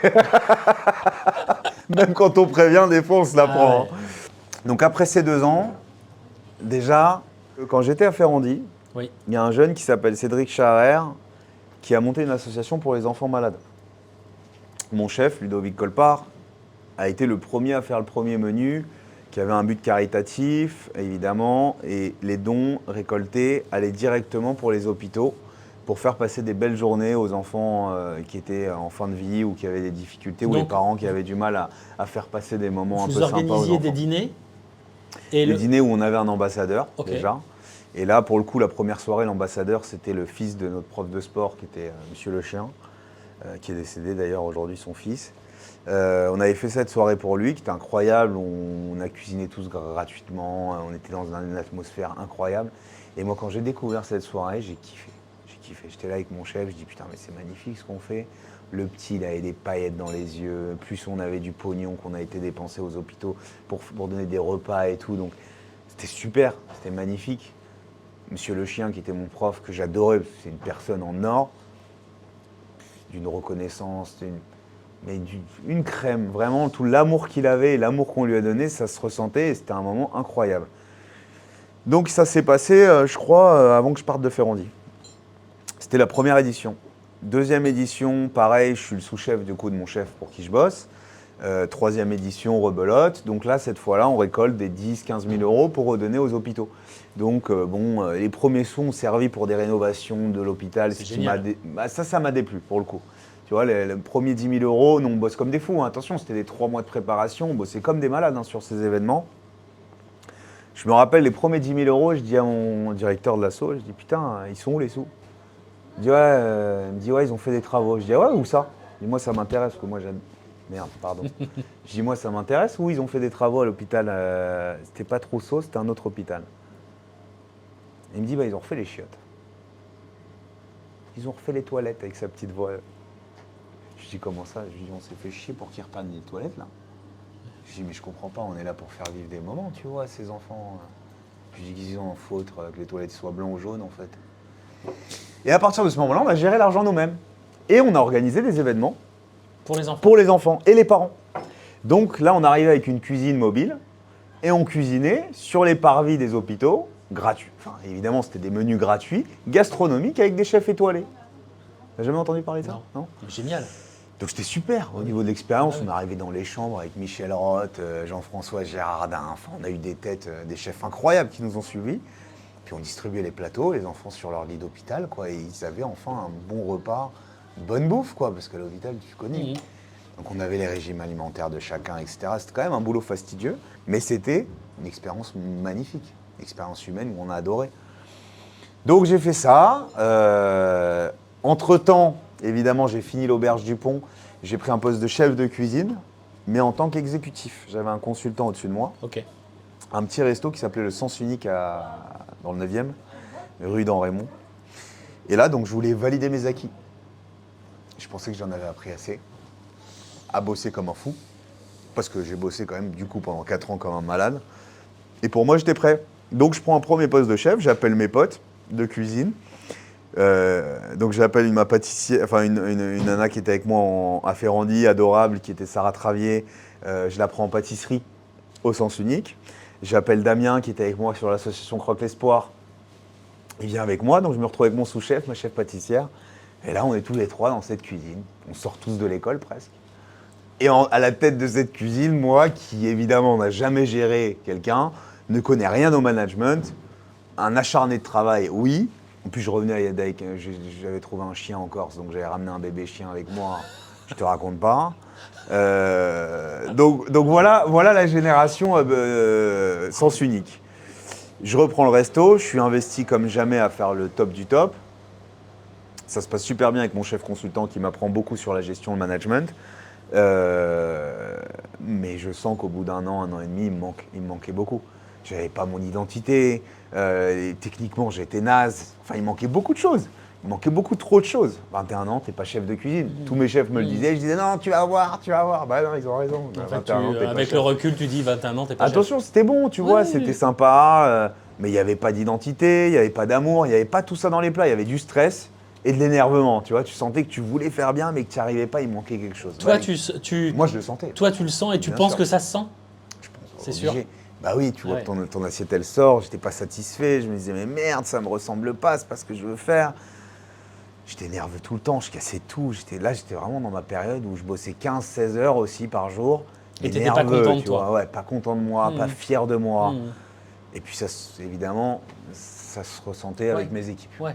On dormait tous à la coupure sur une banquette toute petite, enfin, ils bossaient tous comme des oufs avec des salaires de merde. Enfin, c'était vraiment une époque en apprentissage encore super, mais ça a piqué quoi. Ça a piqué. Je payais 2000 balles la garde pour mon chien parce que je pouvais pas le garder. Enfin, c'était aberrant.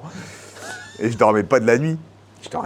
Enfin bon, bref, tu finissais à 1h, tu recommençais à 8h. Parce que du coup, je voulais faire une cuisine qui était plus que le niveau demandé par rapport au restaurant. Ce que je t'expliquais tout à l'heure, en off, on en parlait.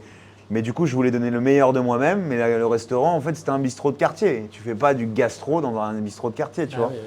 Et la patronne était contente. Tu faisais 40 heures par semaine, tu faisais 70 heures par semaine. Bon, bah, qui faisait du gastro ou du bistrot, on s'en fout, il envoie du steak. Bref, je suis parti un jour de là-bas parce qu'on a eu une mésentente avec la patronne, qui était adorable d'ailleurs. Et j'ai resté en très bon terme avec l'équipe d'ailleurs. Et je suis parti de là-bas pour aller bosser au Pré-Catelan. Donc là, je suis passé en 3 étoiles. Et tu redescends. Exactement. Donc déjà, de repasser des entretiens après le poste de chef, ça a été très dur, parce que quand tu as 22 ans, 23 ans et que tu arrives devant... je me suis retrouvé en face de Jérôme Banquetel, à l'époque où il était au Sang des Reims. Non, au Gabriel d'ailleurs. Ouais, c'était soit le Pré-Catelan, soit le Gabriel quand il avait ouvert. Je suis allé au Sang des Reims aussi. Enfin bref, j'ai fait des entretiens dans de très belles maisons. Et puis j'ai atterri au Pré-Catelan chez Frédéric Anton, parce que je connaissais un peu Christelle Breuer. Il n'y avait pas de place en cuisine, j'ai commencé en pâtisserie avec Christelle. Et là, je suis rentré dans un univers magnifique. Alors, raconte. Magnifique. Du coup, c'est tout ce que j'aimais. C'était ton premier 3 étoiles, pour le coup. Premier 3 étoiles, première étoilée en général d'ailleurs. Tout ce que j'aime, le luxe, les assiettes magnifiques, la recherche des plats incroyables, le style de cuisine Frédéric Anton, j'adore, je kiffe ses plats, c'est Puis, magnifique. Le Je trouve produit, ça- j'imagine aussi je trouve ça le sublime. sourcing. Le produit Ouais. évidemment, mais surtout le travail, l'équipe, c'était que des vrais cuisiniers, accomplis techniquement et dans tout quoi. Bon, peut-être en management, voilà, je passe un peu, mais bon.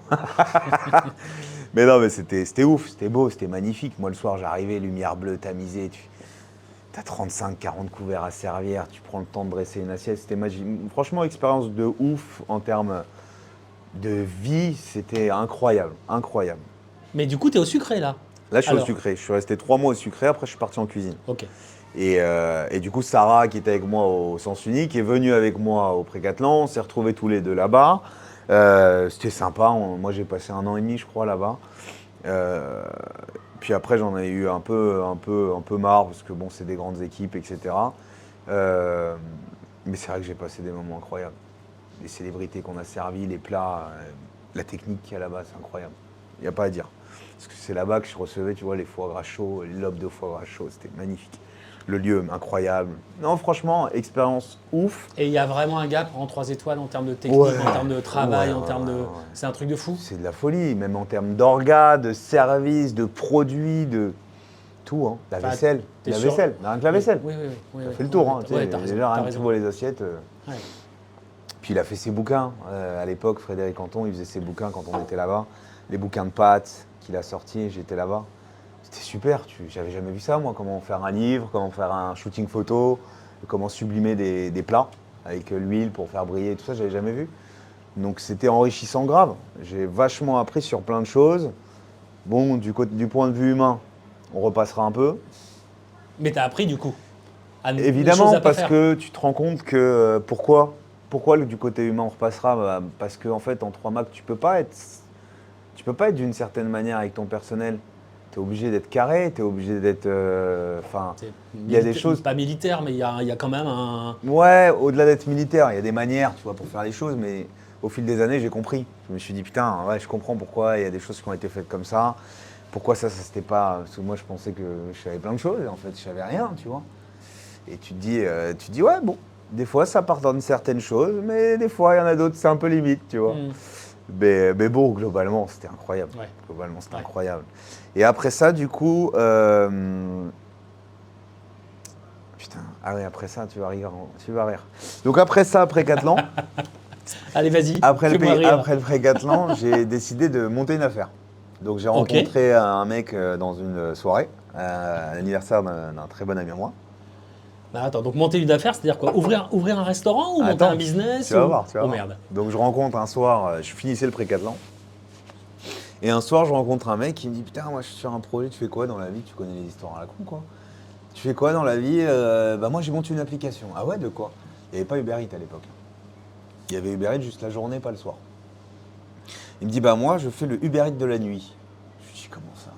Il me dit bah moi je livre toute la nuit avec un camion et je cuisine, je réchauffe tous mes produits sur place, machin. Je dis ah ouais, fais voir et tout ton appli. Ça s'appelait Freddy les crocs de la nuit. Freddy, les crocs de minuit, bref. Je lui dis putain c'est sympa et tout, son appli elle valait le coup, c'était super. Je dis top, mais qui te fait la bouffe? Bah personne, là je sous-traite, c'est dégueulasse mais bon. Je dis bah vas-y, moi je suis dispo, je suis chaud, je te fais ton truc. Je m'occupe de tout ce qui est la bouffe. Évidemment, encore nouveau challenge, je connaissais rien. Je trouve un labo. Non mais, je trouve un local à Argenteuil, on fait une cuisine, nous-mêmes, hein, on fait les travaux et tout. Très drôle, ça nous a coûté 15 000 balles, on avait une cuisine nickel, tu vois, dans les normes, HACCP et tout. On commence à trouver un investisseur qui nous met 200 000 balles dans le projet. Ah ouais, bref, donc, ouais. c'est un gros projet, c'est on pas, achète 4 camions, on avait fait chez Renault un devis pour avoir 100 véhicules modifiés à l'intérieur pour nous, etc. pour avoir un système de réchauffe, machin. Donc c'était quoi? C'était cuisine ambulante? Cuisine ambulante, livraison en moins de 10 minutes sur tout Paris.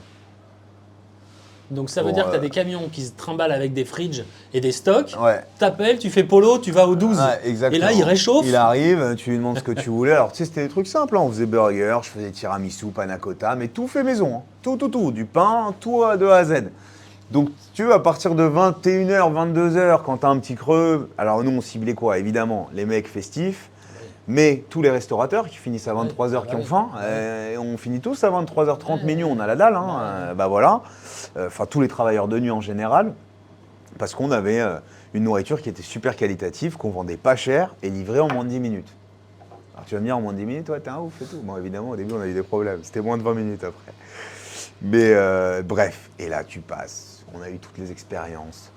Les notes de 10 000 euros parce qu'on avait mal mis le satellite qui recevait les trucs. Enfin bref, on a vécu une expérience entrepreneuriale assez incroyable.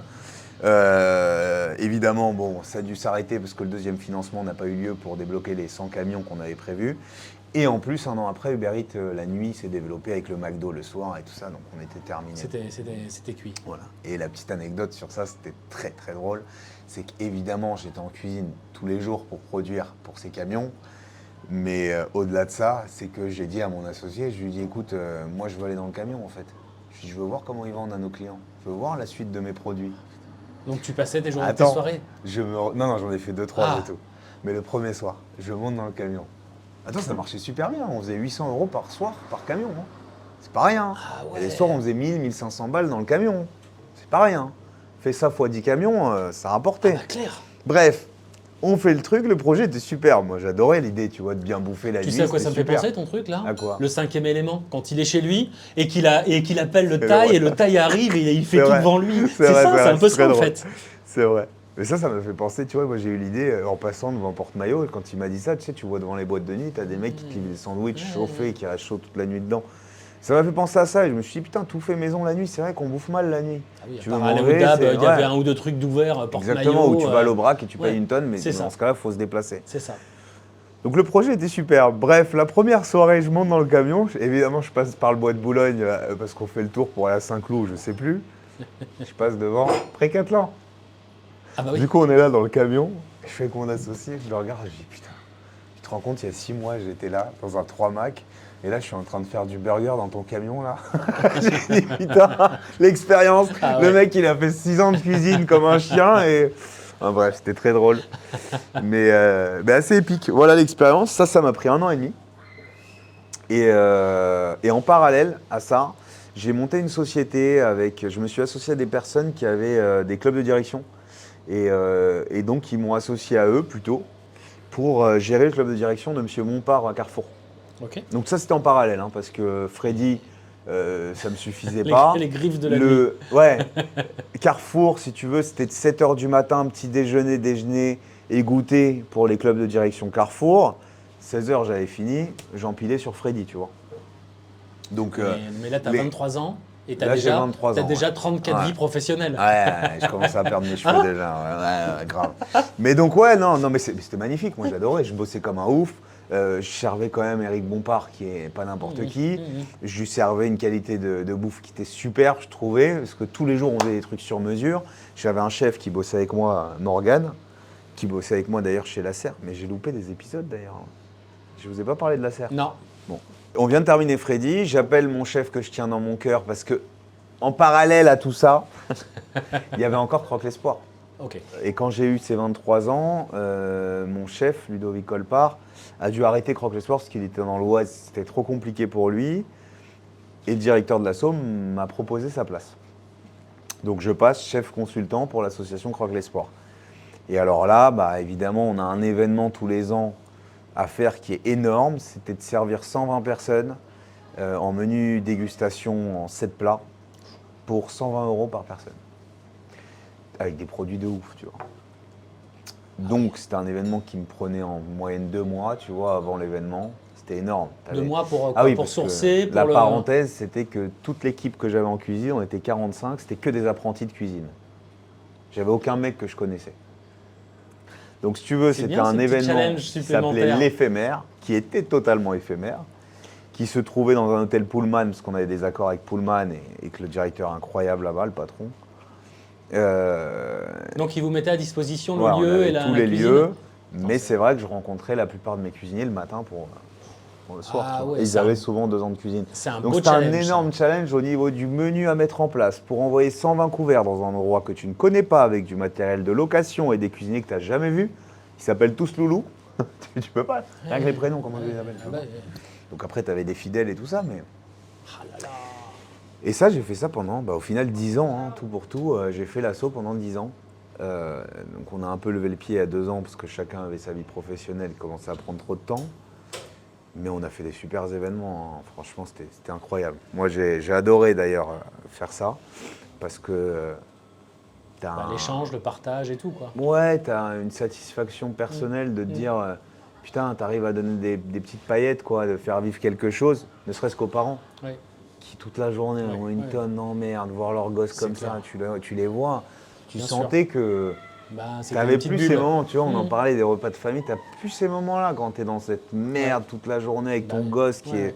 C'est une horreur. Ouais. Donc face à cette fatalité, d'essayer d'apporter ne serait-ce qu'une once de joie, c'était un kiff. Franchement, tu sortais de là, mais nous, pendant une semaine, on était comme des oufs avec mes collègues. Tu vois, d'ailleurs, mon associé d'ici, c'était mon bras droit pour ces événements. On a fait des beaux trucs, tu vois. On a ramené le chef du Plaza, le chef du Meurice. C'était magnifique. Bon, jusqu'à... T'as Jérôme Améder qui nous a fait... Il a fait des crevettes, mais rien que la gambasse, c'était 25 € la pièce à l'achat. Il a fait ça pour des gamins. Des trucs que même moi, j'en avais jamais goûté, tu vois. T'imagines les expériences que tu fais vivre, c'était super. Moi, je trouvais ça vachement enrichissant. Donc, franchement, c'était une bonne époque, ce Croque l'Espoir. On a vécu vraiment des trucs de fou. On a fait des bonnes choses. C'était super sympa. Et voilà. Et en parallèle, évidemment, il y avait le professionnel qui continuait. Oui. Pourquoi j'ai fait une petite aparté? Parce que grâce à cette association, j'ai rencontré des chefs d'exception. Ah oui. Je me suis rapproché de Michel Roth, qui est pour moi l'image de la cuisine française, hein. Il est humble, il est incroyable, sa cuisine elle est simple, bonne, goûteuse. Et au niveau management, je le trouve incroyable. En tant qu'humain, il est incroyable, Michel Roth. J'étais très proche de M. Gérardin aussi, président d'EMOF. Pareil, un humain incroyable qui nous a aidés pour l'association. Et moi, tous ces gens-là, de toute façon, qui étaient là pour moi, pour l'association, je les tiens dans mon cœur parce que quand tu réponds présent à un tel événement, t'as qu'une envie, c'est d'être là pour eux toute ta vie. Tu vois, ils sont là pour toi, t'es là pour eux. Oui. Donc bon, voilà. Et donc, j'appelle Michel Roth après ce Freddy l'écro de la nuit, là, qui m'a mis dans un camtar. Et je lui demande s'il a un taf. Ah ouais, je reprends la serre, j'y retourne. C'était son deuxième mandat, entre guillemets, chez la serre. Ah ok, je suis chaud, chef, je vous suis. Donc il a remonté toute l'équipe chez la serre. Et donc, je me retrouve intégré dans un hamac, surtout la serre qui est quand même emblématique dans Paris, avec le toit ouvrant et tout, c'était super. Et là, avec une équipe top, quoi. Je me retrouve avec des cuisiniers, on était beaucoup de jeunes, donc c'était super sympa. Et là-bas, je suis rentré en chef polyvalent, chef tournant, chef de partie tournant. Donc je m'occupais de tous les postes, il fallait que je maîtrise tous les postes. C'est bien ça? Ou c'est... Alors, normalement, je devais être second là-bas, mais comme il y avait une tête qui était en face de moi, petite dédicace, Guillaume Rizzo. Guillaume Rizzo, qui était un fan de concours et un monstre en technique. On était les deux sur le poste. Au final, on a bossé ensemble, entre guillemets, mais lui était du coup le sous-chef, le bras droit de Michel. Mais il avait beaucoup d'expérience techniquement et tout ça, donc ça se méritait, hein. Et moi, mon poste, je le kiffais parce que je voyais tout. Tu vois tout. Ah, lui, il était au pass, hein. Tu te rappelles, Rizzo, tu décollais pas du pass. Mais non, c'était super. Moi, j'étais au garde-manger, j'étais au chaud, j'étais aux pommes soufflées, j'étais aux viandes. Enfin, franchement, j'aimais bien. Donc, du coup, toi, partout où il y avait besoin du taf. Tu as une palette qui est... Exactement. Et puis, t'es partout où il y a besoin. Ouais. Donc, en fait, tu t'ennuies pas. Ah bah T'es partout où il y a besoin. Et tu sais que dans une cuisine, il y a toujours besoin, hein. T'en as pas un qui te dit...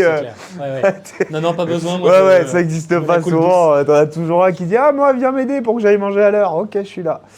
Donc non, c'était super. La serre, expérience incroyable, des recettes classiques. On a repris un peu des classiques de Nomikos qui étaient quand même une image sur la serre. Ouais, que vous avez un peu repimpé du coup, retravaillé. Ouais, bien sûr. Mais c'est des classiques qui sont obligés de rester à la carte chez la serre. Les gens viennent pour ça. Le macaroni, tout ça, tu peux pas. Mais c'était super, la serre c'était une super expérience. Ouais, mais donc du coup, pour toi l'expérience, tu t'es éclaté. Éclaté, du coup. Ouais, éclaté. Mais pareil, c'était hyper enrichissant en cuisine, surtout en management, hein, parce que là-bas du coup j'étais entre guillemets, j'avais le même âge que tout le monde, sauf que j'ai un poste supérieur parce que je devais gérer tous les postes. Et en même temps, j'avais des cuisiniers qui avaient le même niveau que moi, donc c'était hyper compliqué de s'imposer face à ça. Donc, Comment tu t'imposes alors? Ou comment tu t'imposes pas? À aucun moment je me suis imposé. Ah voilà. Aucun moment. Donc du coup, J'étais plus là dans le sens, je suis là pour être avec vous les gars, essayer de comprendre s'il y a un truc qui va pas, comment le régler, plutôt que d'être là à dévaloriser ou à faire comprendre que je suis le supérieur. De toute façon, j'ai jamais été dans cette optique-là, moi. Ouais. Super ou non, qu'est-ce que t'en as à faire? De toute façon, t'es là. Si t'as quelqu'un qui veut prendre un lead, il le prend. Ça veut dire qu'il a plus de personnalité ou qu'il a envie de montrer quelque chose. Fais. Moi, je laisse faire. Qu'est-ce que tu vas faire? Tu vas pas faire un combat de coq. Hein. Donc non, moi je me confronte rarement, je me suis rarement confronté avec des cuisiniers, jamais. toi, tu es là pour les aider en fait, dans leur travail. Bah oui, ça bah tu sais, attends, Après, je pense que, et moi c'est pour ça que j'aurais jamais pu travailler dans des grosses entreprises à 100, 200, 300 salariés. C'est parce que, moi c'est toujours ce côté humain où j'aime pas qu'on me tire dans les pattes, j'aime pas qu'on se tire dans les pattes. Et en fait, moi toujours le mot d'ordre maintenant dans ma cuisine, c'est le respect en fait. Tu vas voir après, je vais t'expliquer, mais je me suis retrouvé avec 38 salariés que j'ai gérés dans une des affaires qu'on a eues après. Bah, en fait, si tu n'as pas de respect, tu n'as rien, que ce soit dans les deux sens. Hein. Oui. Donc, si tu en as un, tu vois, j'en reviens, qui dans l'équipe veut prendre le lead, prends le lead. Moi, je reste, je sais ce que j'ai fait, je sais ce que j'ai créé. Même si tu es le leader de ma carte, c'est moi qui l'ai écrite, la carte. Donc, prends ta position, et si tu veux même modifier ma carte, fais-le. Je m'enrichirai de toi. J'ai toujours eu cette mentalité-là, tu vois, pour avancer. Parce que bon, à quoi ça sert de montrer les crocs Pour moi, celui qui monte, c'est celui qui a peur. Peu peur, je n'ai pas peur, prends ma place, même si tu es meilleur que moi, je le comprends. Il y a pas de... J'aime pas, moi, cette mentalité, tu te tires dans les pattes. J'ai vécu dans des restaurants, ça fait pas avancer. Où on me défonçait mes mises en place, où on me tuait mes sauces, pour des trucs comme ça. Je supporte pas. C'est pas le plaisir qui s'attend. Tu réécouteras la vidéo au début où tu te dis le mec, il est là pour passer un bon moment et faire plaisir à des clients. Mais il va tirer sur ses gars ou ses gars vont lui tirer dessus, mais ça va pas ensemble, tu vois. C'est pas au final tout ce qui sort là, ce qui se passe en cuisine, ça se ressentira dans l'assiette du client. Donc même si tu te prends la bourre avec ton chef ou que ton chef se prend la bourre avec un sous-chef, ça se ressent à la fin. Oui, c'est une atmosphère et t'as pas deux atmosphères différentes entre la salle et la cuisine, quoi. Bien sûr. Alors ça, encore un autre sujet, la salle et la cuisine. Attends, c'est un autre sujet. Ça, tu veux dire parfois les conflits entre le... Évidemment. Moi, en salle, maintenant, bon, après, ça reste mon équipe, mon associé s'occupe de la salle, mais tu n'as plus, ça ne doit plus exister, si tu veux, cette rivalité salle-cuisine, ça ne doit plus exister. Parce que quand moi, je sors en salle et que je vais voir des clients, et ça, je l'ai compris très tard, attention, j'étais un con avant. J'étais un con. Mais quand tu comprends que tu sors en salle, que quand ton gars il vient te dire en cuisine, ouais, le client il est pas content, il y a une cuisson qui est mal faite, il m'a demandé saignant, il avait qu'à demander à point. C'est déjà arrivé, tu vois. Va voir le client, on va lui expliquer. Quand tu sors en tant que chef de cuisine, que tu vas voir ton client et que tu te retrouves comme un con à lui expliquer que sa viande elle a tiré parce qu'elle est restée 5 minutes au passe, etc.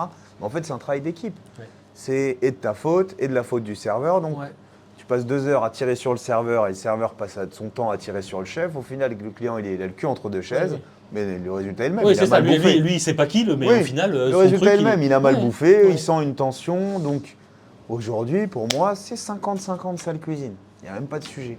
C'est autant important les deux. Il n'y a pas à chier. Le cuisinier qui dira ouais, les serveurs, c'est des branleurs.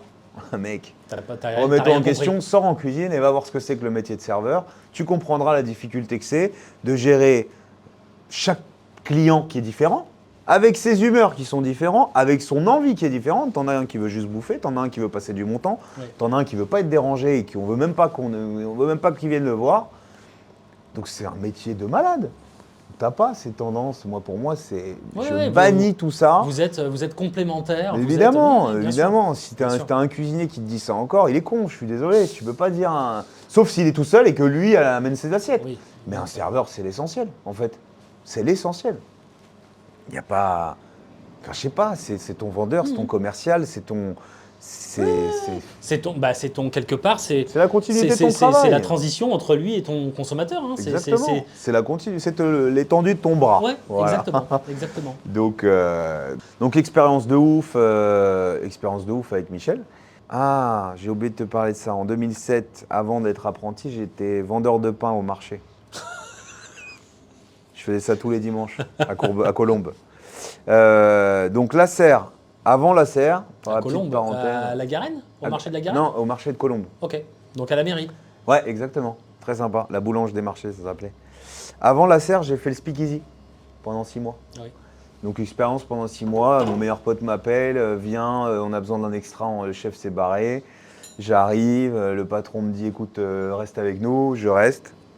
Et je lui dis écoute, moi si je reste, il faut refaire toute la cuisine, parce que c'est pas ma came en fait, la cuisine elle est dans un sous-sol, on met pas la cuisine en avant, c'est un endroit festif. Il était chaud, au final ça s'est pas fait, mais je suis resté 6 mois là-bas. Donc j'ai connu vraiment le monde de la nuit et de la cuisine du monde de la nuit. Et alors, c'est particulier ça? C'est drôle, c'est drôle. Bah, tu te rends compte évidemment que la clientèle ne vient pas pour manger, mais pour passer un moment avec ses copains, ses amis, sa famille. Donc la bouffe vient après, j'ai envie de dire. Ouais, mais c'est évidemment, accessoire. comme tu payes une prestation, c'est tout aussi important de faire des bons plats. Mais ça n'a rien à voir. Tu vas pas dans un endroit festif te taper entrée, plat, dessert, prendre une bonne bouteille de rouge. Non, tu es plus dans le style champagne en entrée, un petit caviar, tu papotes, tu manges ton plat froid parce que tu es là en train de danser. Enfin, c'était cette ambiance-là. C'était super. Moi, j'ai adoré cette expérience. J'ai adoré. Les cocktails partout sur mon pass. Et chef, je vous mets un cocktail là, mais il y en a 15, ils sont tous dans le congèle, j'arrive même pas à les boire. Mais je suis parti parce que c'est dangereux, quoi. Ah, parce qu'il te filait des cocktails à boire? Ah oui. Ah bah oui, d'accord, ok. Ah oui, mais c'est la fête. Oui, oui, bien sûr. C'est la fête. Ah, Et bah, puis au-delà de ça, moi je suis pas un grand buveur, j'aime pas trop l'alcool, mais c'était tous les soirs. Ouais. Le rythme, les clients, l'ambiance. Ouais, c'est une fête tous les soirs, ton Mais c'est truc. super, moi j'ai adoré. Ah oui. J'ai adoré, mais pour ma cuisine, ça allait pas. Ouais. Ça allait pas avec ma cuisine et ce que je voulais faire. Donc bon, je suis parti et donc j'ai fait la serre après. Et après la serre, qu'est-ce que j'ai fait? Ah oui, après la serre. Alors, Ah, donc tu vois, la serre, c'était avant Freddy. Donc j'ai fait Freddy et le club de direction ok. en même temps. Ouais, Et après, donc j'ai perdu le club de direction Carrefour parce qu'ils se sont déplacés. ok. J'ai perdu le contrat. J'ai fermé toutes mes sociétés. Et je suis passé dans le 9e. Premier restaurant où j'avais 2 investisseurs et un associé. D'accord, donc c'est le premier restaurant que tu ouvres, on va Oui, dire? oui, D'accord. à mon nom. Oh, C'est à ton ça. nom? Ouais, Ok. c'est ça. C'était quoi? Les Pipalotes. Pipalote. Aux Pipalotes gourmandes, Paris 9e, Ok. rue Rochechouart. Ok. Donc en fait, Maximilien Dieupart, qui est mon ami, simple ami à l'époque, pire ennemi à Ferrandi. On ne se supportait pas à Ferrandi. Ah, c'est rigolo Ouais, ça. on était genre on était les 2 potes du chef et on s'aimait pas parce qu'on était trop amis avec le chef. Ouais. ok. Donc pire ennemi à l'école et on est devenus amis au fil du temps. Et puis là, on est devenus meilleurs potes et du coup, il me demande de venir l'aider pour changer sa carte dans son resto. Lui, c'était une affaire qu'il avait récupérée de ses parents. Ok. Et il faisait quoi? Lui, il était en. Lui, était traiteur. Ok. Dans cette même boutique, c'était un traiteur. Et je lui dis, écoute, tu veux que je m'inclue au projet, ok, mais on fait un vrai restaurant. Moi, je veux pas mettre dans une vitrine, quoi. Ok, ce que tu veux. Bon, du coup, on se met d'accord. On déporte l'épicerie à 50 mètres plus bas, dans une boutique qu'on a repris, et on crée les Pipalotes restaurant. Donc, il y a eu les Pipalotes la table et les Pipalotes épicerie. L'épicerie, on avait une gamme de 300 produits en épicerie diverses. Ah oui. Plus donc les thés d'Aman, des produits assez sympas, tu vois, Ouais. des bougies, des trucs comme ça. Et on avait une vitrine froide avec, pareil, on travaillait avec Calios, et puis on faisait aussi tous les petits bocaux nous-mêmes, nos recettes, les petites salades, enfin bref, plein de trucs sympas. Évidemment pour Noël, les commandes traiteurs, et j'en passe. Et donc le but, ça a été de créer ce restaurant, d'avoir des épiceries fines et un laboratoire de pâtisserie. Voilà le challenge qu'on s'est donné au démarrage du projet. On embauche une chef pâtissière, on embauche nos équipes, on a une belle équipe, c'est cool, c'est super. Souvent on avait beaucoup de gens qui bossaient avec nous pour l'association Croque l'Espoir. Du biais de nos relations, on s'est retrouvés dans la même affaire. Et on se retrouve du coup patron de vite 18 salariés, après c'est devenu 25 parce qu'on a ouvert d'autres boutiques. Et on s'est retrouvé au bout de 3 ans avec 4 boutiques, un labo de pâtisserie de 150 mètres carrés tout équipé, et le restaurant Pipalote. Donc combien de collaborateurs? 38 salariés. Oui, donc ça commence à être. Ça commence à piquer. Ah ouais, c'est pas une poignée de moules quoi. Ça commence à piquer. On s'est implanté 17e, 9e, 18e. Et c'était où l'autre? 17e, 9e, 9e, je sais plus où est l'autre. 8e, j'ai dit 8e? Non, t'as pas dit 8e. Bref, on avait nos 4 boutiques.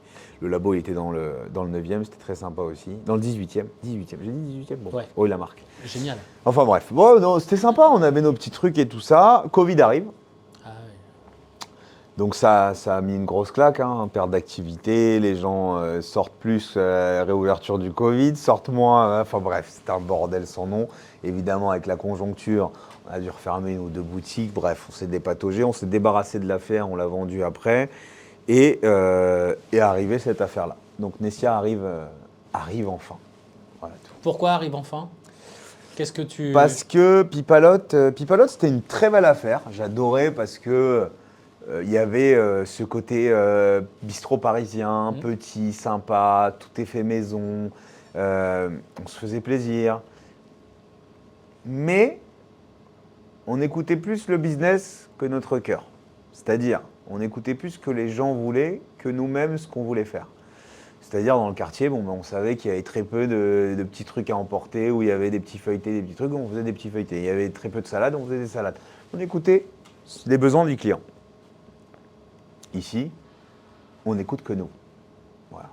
Alors évidemment, on écoute les clients parce que tous les jours, on prend leur avis, qu'on s'oblige à passer plusieurs fois aux tables, savoir si tout va bien et s'il y a des choses qu'on pourrait faire différemment. Mais la cuisine que tu fais, c'est une cuisine que tu as envie d'offrir et de proposer, c'est ça? Les vins qu'on met à la carte, les vins que Max sélectionne, comme la cuisine que je fais, comme les cocktails que Paul, notre directeur, confectionne, c'est que des choses qu'on affectionne et qu'on aime nous-mêmes. Ouais, donc c'est pas pareil. C'est que des choses qu'on affectionne et qu'on aime nous-mêmes. J'ai tapé dans le micro. Donc c'est pas pareil. Ouais. On a un autre plaisir. C'est-à-dire les cocktails, moi quand il est fait Paul, si j'aime pas, on le met pas. Donc là, S'il aime pas, on le met pas. Si Max n'aime pas, on le met pas. On se fait plaisir avant tout. donc c'est votre première affaire où tout ce qui émane de là, c'est réfléchi et c'est une envie de votre part de proposer ça. Exactement. Et ça, c'est comment ça, à vivre? Alors peut-être que c'est le quartier qui fait ça, mais ça match, parce que les gens le ressentent, je pense. Je pense que les gens le ressentent. Moi, c'est vrai que j'aime manger gourmand. Je cuisine gourmand. C'est-à-dire que mes portions sont copieuses, généreuses, vous en avez dans l'assiette. C'est calculé pour évidemment essayer d'arriver à manger entrée, plat, dessert, hein, forcément. Mais même si tu prends qu'un plat chez moi, c'est généreux. C'est bien servi, mes viandes, elles sont portionnées à 200, 250. Mes poissons, ils sont portionnés à 180, 200 grammes. Enfin, c'est assez bien servi. Mais au-delà de ça, c'est la gourmandise, tu vois, du truc. J'aime bien, moi, une cuisine gourmande où tu arrives. Moi, le plus beau truc qu'un client il peut me dire ici, c'est « Putain, je sais pas quoi prendre ». Tellement il a envie. Moi, c'est ça. Moi, ça te fait kiffer. C'est le truc. Moi, quand je vais dans un resto, il n'y a qu'un plat que j'aime, que je peux prendre.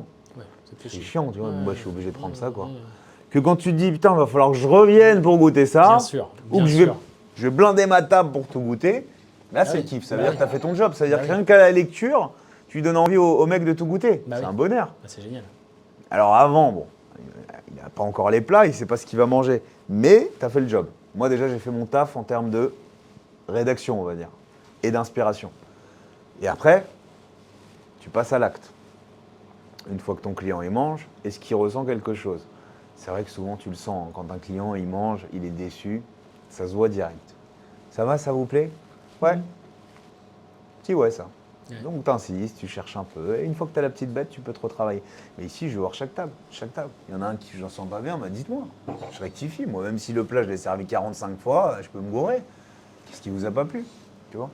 Et j'adore, moi, ici, j'ai un contact client important. C'est quoi ton cheminement pour imaginer les plats? Comment tu fais là? C'est quoi ton... Alors, j'imagine la saison, mais au-delà de ça. Alors, la saison, j'y travaille, évidemment. Je pars sur la saison des produits français, d'accord? Mais aujourd'hui, je travaille avec d'autres saisons. Okay. Pourquoi? Alors, bon, il y a des chefs qui vont me regarder, ils vont me tuer, mais on vit des saisons, les saisons ont changé de manière générale. Quand je pense aux fruits rouges, quand je pense à plein de produits, que soit ils arrivent en retard, soit ils n'arrivent pas du tout, soit ils arrivent beaucoup trop tôt. Les cerises, on a plein de produits spécifiques, les cèpes, les girolles, enfin, en ce moment, même l'année dernière, on a eu des pénuries, des pannes ou des retards monstrueux sur certains produits. Donc les saisons, elles changent, elles évoluent, elles diffèrent, elles sont plus petites, elles sont plus grandes. Mais au-delà de ça, on a les produits internationaux. Alors on va parler de transport, on va parler d'écologie peut-être quand on parle de ça, mais on a des produits d'exception qui se trouvent à l'autre bout du monde. Ces produits d'exception, ils sont destinés à être jetés. D'accord? Quand je pense, je sais pas, je vous donne une idée, au Congo, on jette tous les jours peut-être 200-300 kilos de mangue. D'accord? Il y a une mangue qu'on va payer 8 € ici, d'accord? On a une saison de mangue en France. On a peut-être un mois de mangue et encore si on trouve un manguier en France, ok? Donc évidemment, j'utilise une mangue qui fait 8 heures d'avion. Mais cette mangue-là, dans un pays qui est un peu sous-développé, bon le Congo c'est surdéveloppé, mais on va dire qu'ils ne sont pas non plus les meilleurs du monde en gestion financière. Et ils ont 100 kilos de mangue à 20 ou 30 euros le kilo qui meurent tous les jours. Ben, moi je les achète les mangues. Tu vois ce que je veux dire? Donc les saisons je les travaille, mais je réfléchis aussi à ce genre de choses, tu vois. À te dire qu'il y a, tu vois, j'utilise aujourd'hui, là j'ai une marinade que je fais à base de feuilles de combo ou feuilles de pan-pan. C'est des aromatiques un peu oubliés, étrangers. C'est des trucs qui arrivent, ils les jettent là-bas. Mais sauf qu'ici, tu as un goût dans ce truc, tu arrives à le faire passer la frontière, c'est incroyable. Donc oui, j'utilise de base les produits français, mais j'essaye de sourcer des produits un peu oubliés de l'étranger. Voilà. Des trucs qui sont en bon rapport qualité-prix, qui sont jetés à la poubelle à l'autre bout du monde, mais chez nous, je trouve que ça peut nous servir et c'est incroyable, quoi.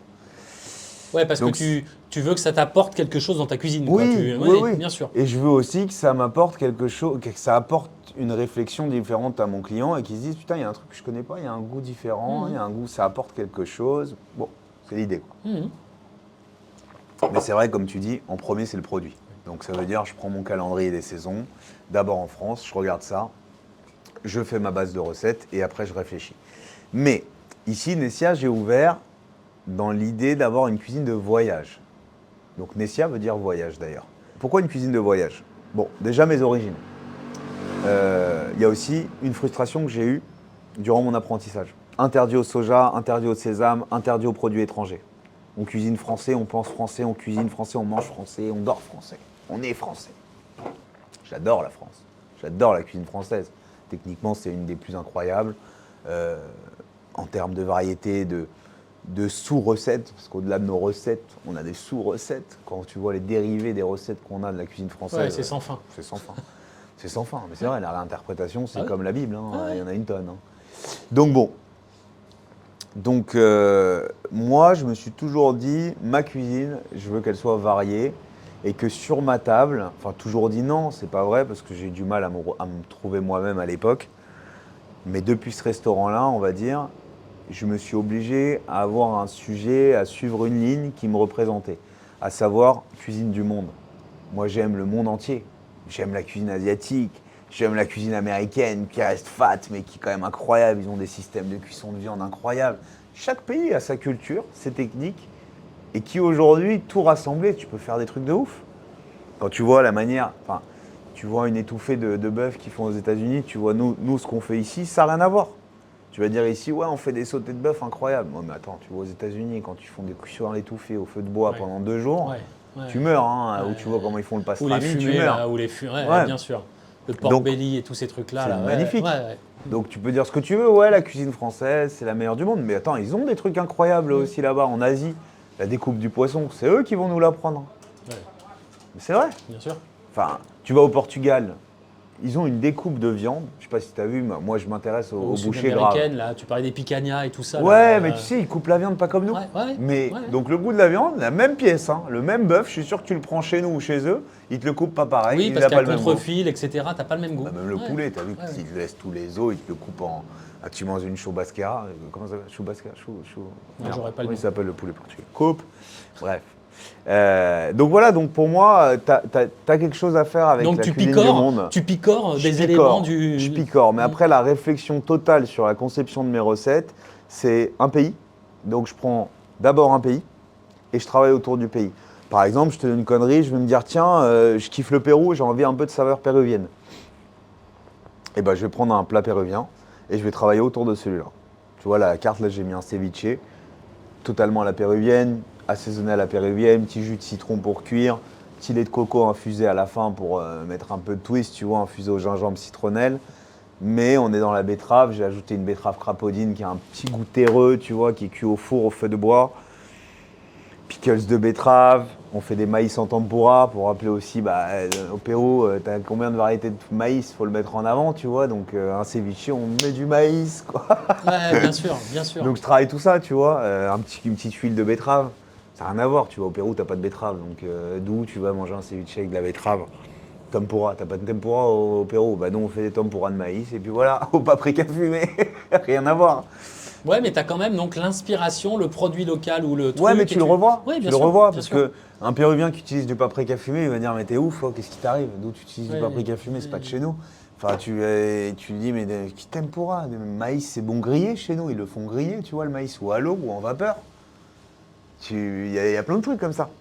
Et pourquoi moi il y a un truc que j'adore, c'est que c'est interminable. C'est-à-dire moi j'ai des rêves de voyage.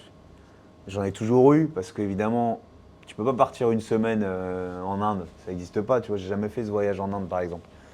En même temps, en restauration, tu as rarement un mois pour partir en vacances. Ouais. Mais moi, mon rêve, c'est partir en Inde. Le problème, tu vas en Inde. Tu as combien de manières de cuisiner en Inde? Bah, autant que tu as de régions presque, voire de villes, enfin c'est sans fin. Quoi. Exactement. Donc, même si tu vas et que tu as la curiosité d'aller voir chaque pays, tu n'auras jamais la technique qu'ils ont, jamais tu auras le goût que tu pourras trouver dans certaines villes. Et je suis curieux de ça, moi. Aujourd'hui, je suis curieux de ça. C'est vraiment. Et j'aimerais que voilà, les gens, quand ils viennent chez moi, tu te dis, bah, tu peux avoir des gyoza, typiquement roulés, pliés à l'asiatique, à la japonaise, farcis avec un petit wagyu et un cheddar. Qu'est-ce qu'il fout là, le cheddar? Pourquoi il a mis du cheddar, le chef? Rien à voir dans un gyoza. Et une petite huile de sésame grillée qu'on fait nous-mêmes. Et un condiment au piment marocain. Quel rapport? Bah, pareil, hein, toujours on twist. Et servi avec une sauce tzatziki bien montée, avec une tonne de menthe, un petit concombre, zeste de citron vert. Bah en fait, tu te dis putain, mais ça matche pas le bordel culturellement. Bah quand tu le manges, tu dis ah ouais, finalement, le tzatziki il amène la fraîcheur, le craquant, parce que c'est vrai que ça reste du wagyu, c'est un peu gras avec le cheddar. Le cheddar amène la tendresse, le wagyu nourrit la pâte du gyoza, enfin, et tout assemblé, Ouais, bah, c'est une folie. Donc Tu vois c'est ça qui est intéressant, c'est que quand on vient là, on mange des choses qu'on mange pas à la maison. Quoi. On découvre, on voyage. Ouais, même si tu vas, tu peux manger les meilleurs gyoza. Tu vois, tu vas chez Matsuisa manger à Paris, qui est un technicien monstrueux, un maître des saveurs. Bah, tu pourras pas manger un gyoza avec du tzatziki. Et pourtant, ces gyoza, c'est un des meilleurs. Ils sont top. Tu vois. Tu mangeras pas avec du tzatziki. Ouais. Moi, je dis pas que je fais le meilleur, loin de là. Mais du bon. Et avec des saveurs qu'on n'attend pas. Bon et inattendu. Ouais. En fait, pour moi, tu as des liaisons qui vont ensemble et tu n'y penses pas forcément. Comment ça devient, ça, justement, C'est ces sûr. liaisons inattendues? Comment dans ton cerveau, le cheminement, tu dis putain, ça va matcher? Bah ça, grâce c'est- à l'école, hein. Ouais, c'est ça. On m'a toujours dit qu'il faut travailler toujours texture, goût, sens. Donc, moi, dans toutes mes recherches, il y a toujours de la texture, parce qu'il ne faut pas que ça soit plat. Du goût, parce qu'il faut que ça soit intéressant, tout simplement. Mais surtout que tu aies de la dimension dans ce que tu manges. Ça veut dire que, évidemment, pour moi, quand tu manges à plat, c'est l'ensemble du plat. Hein. Tu ne vas pas piocher chaque truc dans le plat. Mais que dans l'ensemble de ce que tu as mis dans ta bouche, tu arrives à te retrouver, à avoir une multitude de textures et de saveurs. Que tu aies l'acidité qui te titille, une légère amertume qui va te faire rechercher une saveur particulière, un fond que tu ne trouves pas. Moi, j'adore. Un client qui me dit « C'est quoi ce que vous avez mis là que je ne le trouve pas ?» Ah ça, je kiffe. Ah ouais. Bah oui, Ah bah oui, tu bien dis sûr, putain, bien sûr. tu l'as fait travailler le mec. Ouais. Il sait qu'il y a quelque chose qui lui dit quelque Il le chose. sent, mais il le retrouve Ça pas. lui rappelle un souvenir de machin, mais il sait pas. Et en fait, je veux pas qu'il sache. Ouais. Parce que s'il le trouve, il va le refaire chez lui, il va retrouver ça. Peut-être qu'il n'aura pas la délicatesse que j'aurais eu, il va en mettre plus ou trop. Mais reviens manger chez moi, viens goûter, viens chercher et dis-moi ce que t'en penses. Tu vois, on en parle. Je trouve ça beau. C'est vachement dans Je trouve ça l'échange, super. hein, c'est chouette. Bah ouais, je trouve Ah ça oui. intéressant. Bah oui, Bah, bien sûr. Bah oui, tu fais ça, manges, tu fais ça pour t'échanges de ça. toute façon. Bah oui. Regarde, on est autour d'une table, Bah on oui. papote. Bah oui. Ça sert à On ça. fait ça pour ça, bien Puis on sûr. est bons les Français pour Ah ça ouais, aussi. c'est Attends. clair, tu C'est m'étonnes. vrai, au final, Mais quand oui. tu te rends compte, la culture française, c'est manger, picoler, boire un coup, papoter. parler de bouffe c'est ça, en et mangeant. papoter, ouais, et parler de bouffe en mangeant.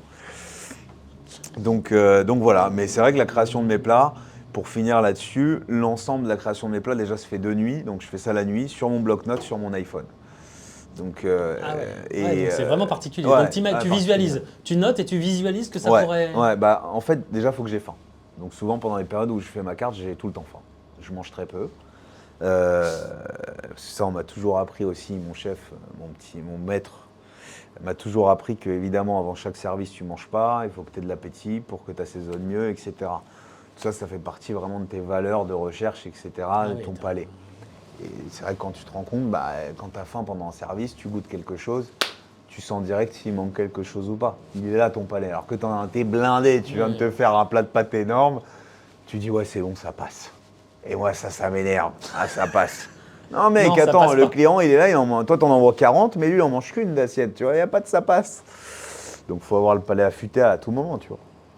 Et le fait Et- d'être pas en manque, mais du coup, tu es plus attentif. Ouais, tu fais attention à ouais, tout. je comprends. Tu fais attention. Attends. Et même toi, tu as envie de Ouais, goûter du bah coup. oui, C'est oui, même oui. pas, Bah oui. ça passe, tu as envie de goûter, Oui. tu y vas. Ouais. Tu vois. Et le c'est soir, intéressant, ça. du coup, dans la recherche des recettes, souvent le soir, tu as un petit creux, tu vois, Ouais. quand il est minuit, 1h, parce que tu te couches tard en restauration, évidemment, le temps de redescendre de ton service, on se couche assez tard. Et puis je suis dans mon pieu, je réfléchis, et puis bloc-notes, j'ai une idée, je retravaille, etc. Et puis c'est tout. Hein. Génial. Ça va comme ça, mais c'est vrai que la plupart des cartes, c'est la nuit. Hein. Tout le temps la nuit. Peut-être que j'écris les premières lignes de jour, mais tout le travail, il se fait la nuit. Je me réveille, ma chérie, elle pète un plomb d'ailleurs. Après, tu es peut-être moins emmerdé aussi la nuit, C'est- du coup. Tu peux travailler plus C'est tranquillement. ma gonzesse quoi, qui me regarde, Ah oui, elle me dit mais qu'est-ce qui qu'est-ce t'arrive qu'il fait Tu sais, tu prends ton téléphone, elle croit qu'il y en a une autre, tu vois. Non, c'est mon bloc-notes, c'est ma recette. C'est très drôle. Mais ouais, non, la plupart de la créa, je la fais comme ça. Et j'adore. Enfin, moi, j'adore parce que c'est des moments où je suis peinard, je suis tout seul, je peux réfléchir, je dis attends, ça va bien avec, j'ai faim. Voilà, c'est important d'avoir faim. C'est hyper important d'avoir Donc faim. tu pars quand du crées. principe que si ce que tu écris, ça te donne envie de manger, Bah tu oui. vas dire bah oui, Bah, c'est la base, évidemment. quoi. C'est la base. Bah attends, Bah oui. si tu fais un truc, même quand t'as faim, t'en as pas envie, t'en as pas envie tout le temps. Hein. Pas... Ouais, mais c'est parfois tu sais, ça paraît tellement simple et évident, mais faut le répéter, Ouais, quoi. Faut le dire. c'est vrai. Mais Mais moi, c'est vrai que c'est venu tout seul et je me suis jamais dit bon mes menus, je vais les faire la nuit. C'est la nuit que j'ai les idées, où je suis dans mon lit, je pense à rien et c'est à ce moment-là où je me dis attends cette recette-là, mais putain, ça irait bien avec ça. Ah, il faudra que j'essaye comme ça. Et je me note, ça marche pas. Attends, là, je me suis fait des plantades de fou aussi. Ouais, Hein. évidemment. Et les trucs que j'ai fait, on se regarde, on dit ouais mec. Et le next step, alors une fois que tu as ton iPhone, que tu as ton truc, le next step c'est quoi? C'est en cuisine et tu tentes? Tu essayes? Ouais, c'est ça. Ouais. Et là tu vois si effectivement. Après je fais très peu d'essais aussi. Ça veut dire que je compose vraiment de l'étape bloc-notes à faire l'essai, avant d'arriver à l'essai. Souvent mes recettes, je les fais de tête déjà, Ah oui, donc tout de tête. Donc je compose en fonction des acquis que tu as, des recettes, des bases de la cuisine française, de tes recettes que tu as déjà fait auparavant. Tu composes. Et une fois que tu es prêt, je le sors. Mais je déteste foirer quelque chose en fait. Donc c'est pour ça que je fais très peu d'essais. c'est ce que j'allais dire. Donc ça veut dire que quand tu arrives à l'étape j'essaie, c'est que déjà dans la partie iPhone, c'est déjà très abouti. Ouais, tu sais que le truc est. En fait, j'adore. Moi, je fais goûter mes gars. Alors, encore une perturbation que j'ai eue pendant mon apprentissage, c'est que je supporte pas quand tu fais goûter à ton sous-chef, mais que les autres ils goûtent pas. Ça m'énerve.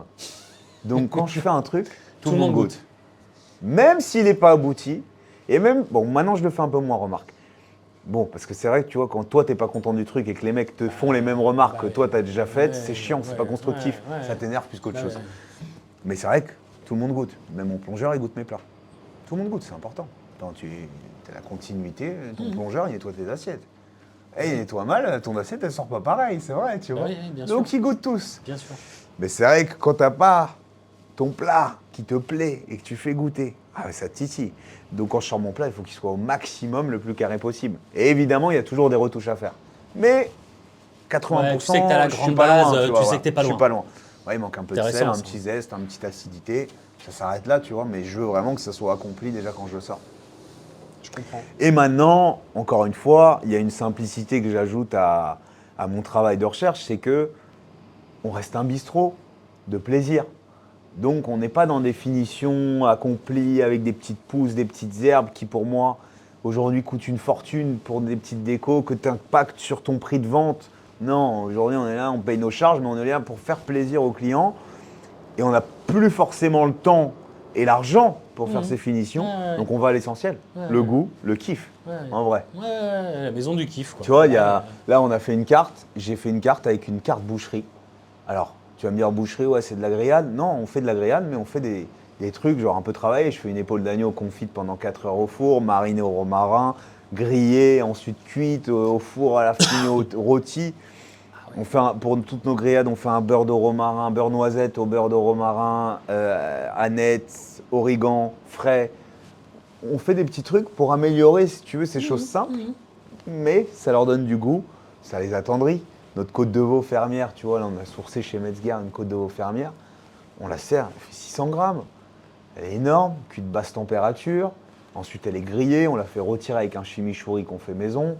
Enfin, tu vois, on travaille sur des trucs quand même. C'est dur d'arriver à cette simplicité? Ce qui est dur, c'est de l'assumer. Moi, ça a été très dur pour moi de l'assumer parce que je me suis toujours collé une étiquette gastro, étoile, gastro, étoile. Ici, on a repris le resto, mon associé m'a dit « Va pas vers l'étoile, on veut pas d'étoile ».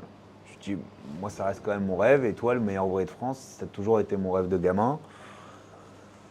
Et quand tu mélanges tes métiers d'entrepreneur, de chef de cuisine, de chef de projet, tu te mélanges les pinceaux, tu sais plus trop où tu veux aller, ce que tu veux faire. Et évidemment, tu ne sais pas comment le faire. Parce que moi, dans ma tête, n'importe quel resto, tu pouvais en faire un étoilé. Sauf que rien à voir. Tu as le lieu, tu as tes charges, tout s'adapte en fonction du concept que tu vas faire. Ah oui. Donc tu ne peux pas choisir. Ouais, moi, ouais. pour moi, ton resto, le guide, il venait, tu fais une bonne bouffe, tu as ton étoile. Mais non, il y a la place des tables. Tu vois, ici, on a fait des tables de 70 par 70. Alors, ça n'avait rien à voir pour l'étoile, mais c'est déjà un premier pas pour avoir une étoile. C'est les grandes tables, les chaises confortables, une accueil, une hôtesse, un parking. Tout ce genre de choses-là. Je ne savais même pas qu'il les fallait pour avoir l'étoile quand j'ai commencé, quand j'avais 25 ans. Donc là, aujourd'hui, tu vois, je sais que ce restaurant-là, il est dédié au plaisir. Non pour aller chercher de l'étoile ou pour machin, c'est le plaisir, évidemment gagner notre vie au maximum. Ce qui est quand même, de ce que tu nous racontes, ton ADN, quoi, le plaisir. Ouais, Ça évidemment. Ouais. Après, aujourd'hui, c'est quand même important de gagner sa vie, étant donné que ce monde reste de plus en plus demandeur d'argent pour se nourrir. Ouais. Donc, et ça reste compliqué dans un pays comme la France, en restauration de plus en plus, surtout.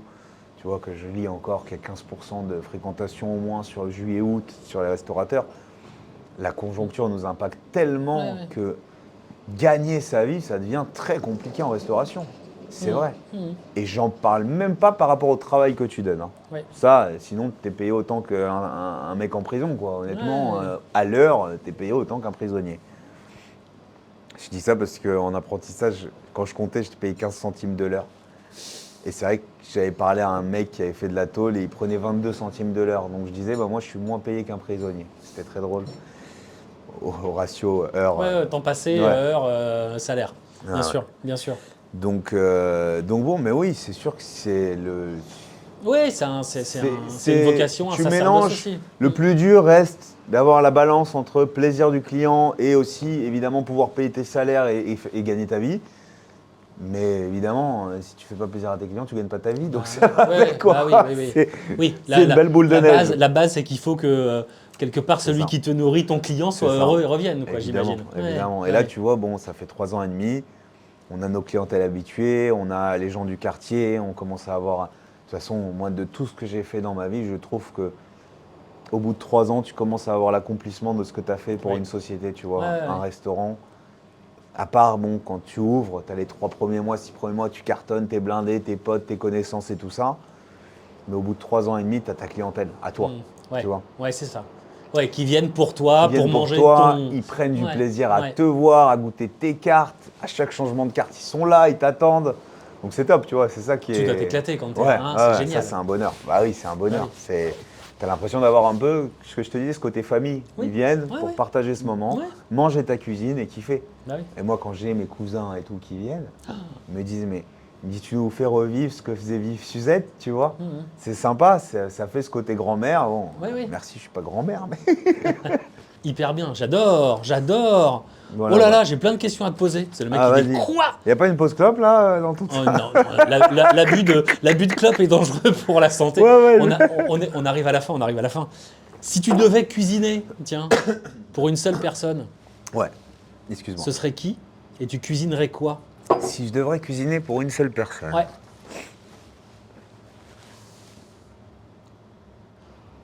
Bah honnêtement, moi j'aime bien faire plaisir à ma famille, donc ça serait quelqu'un de ma famille. Hein.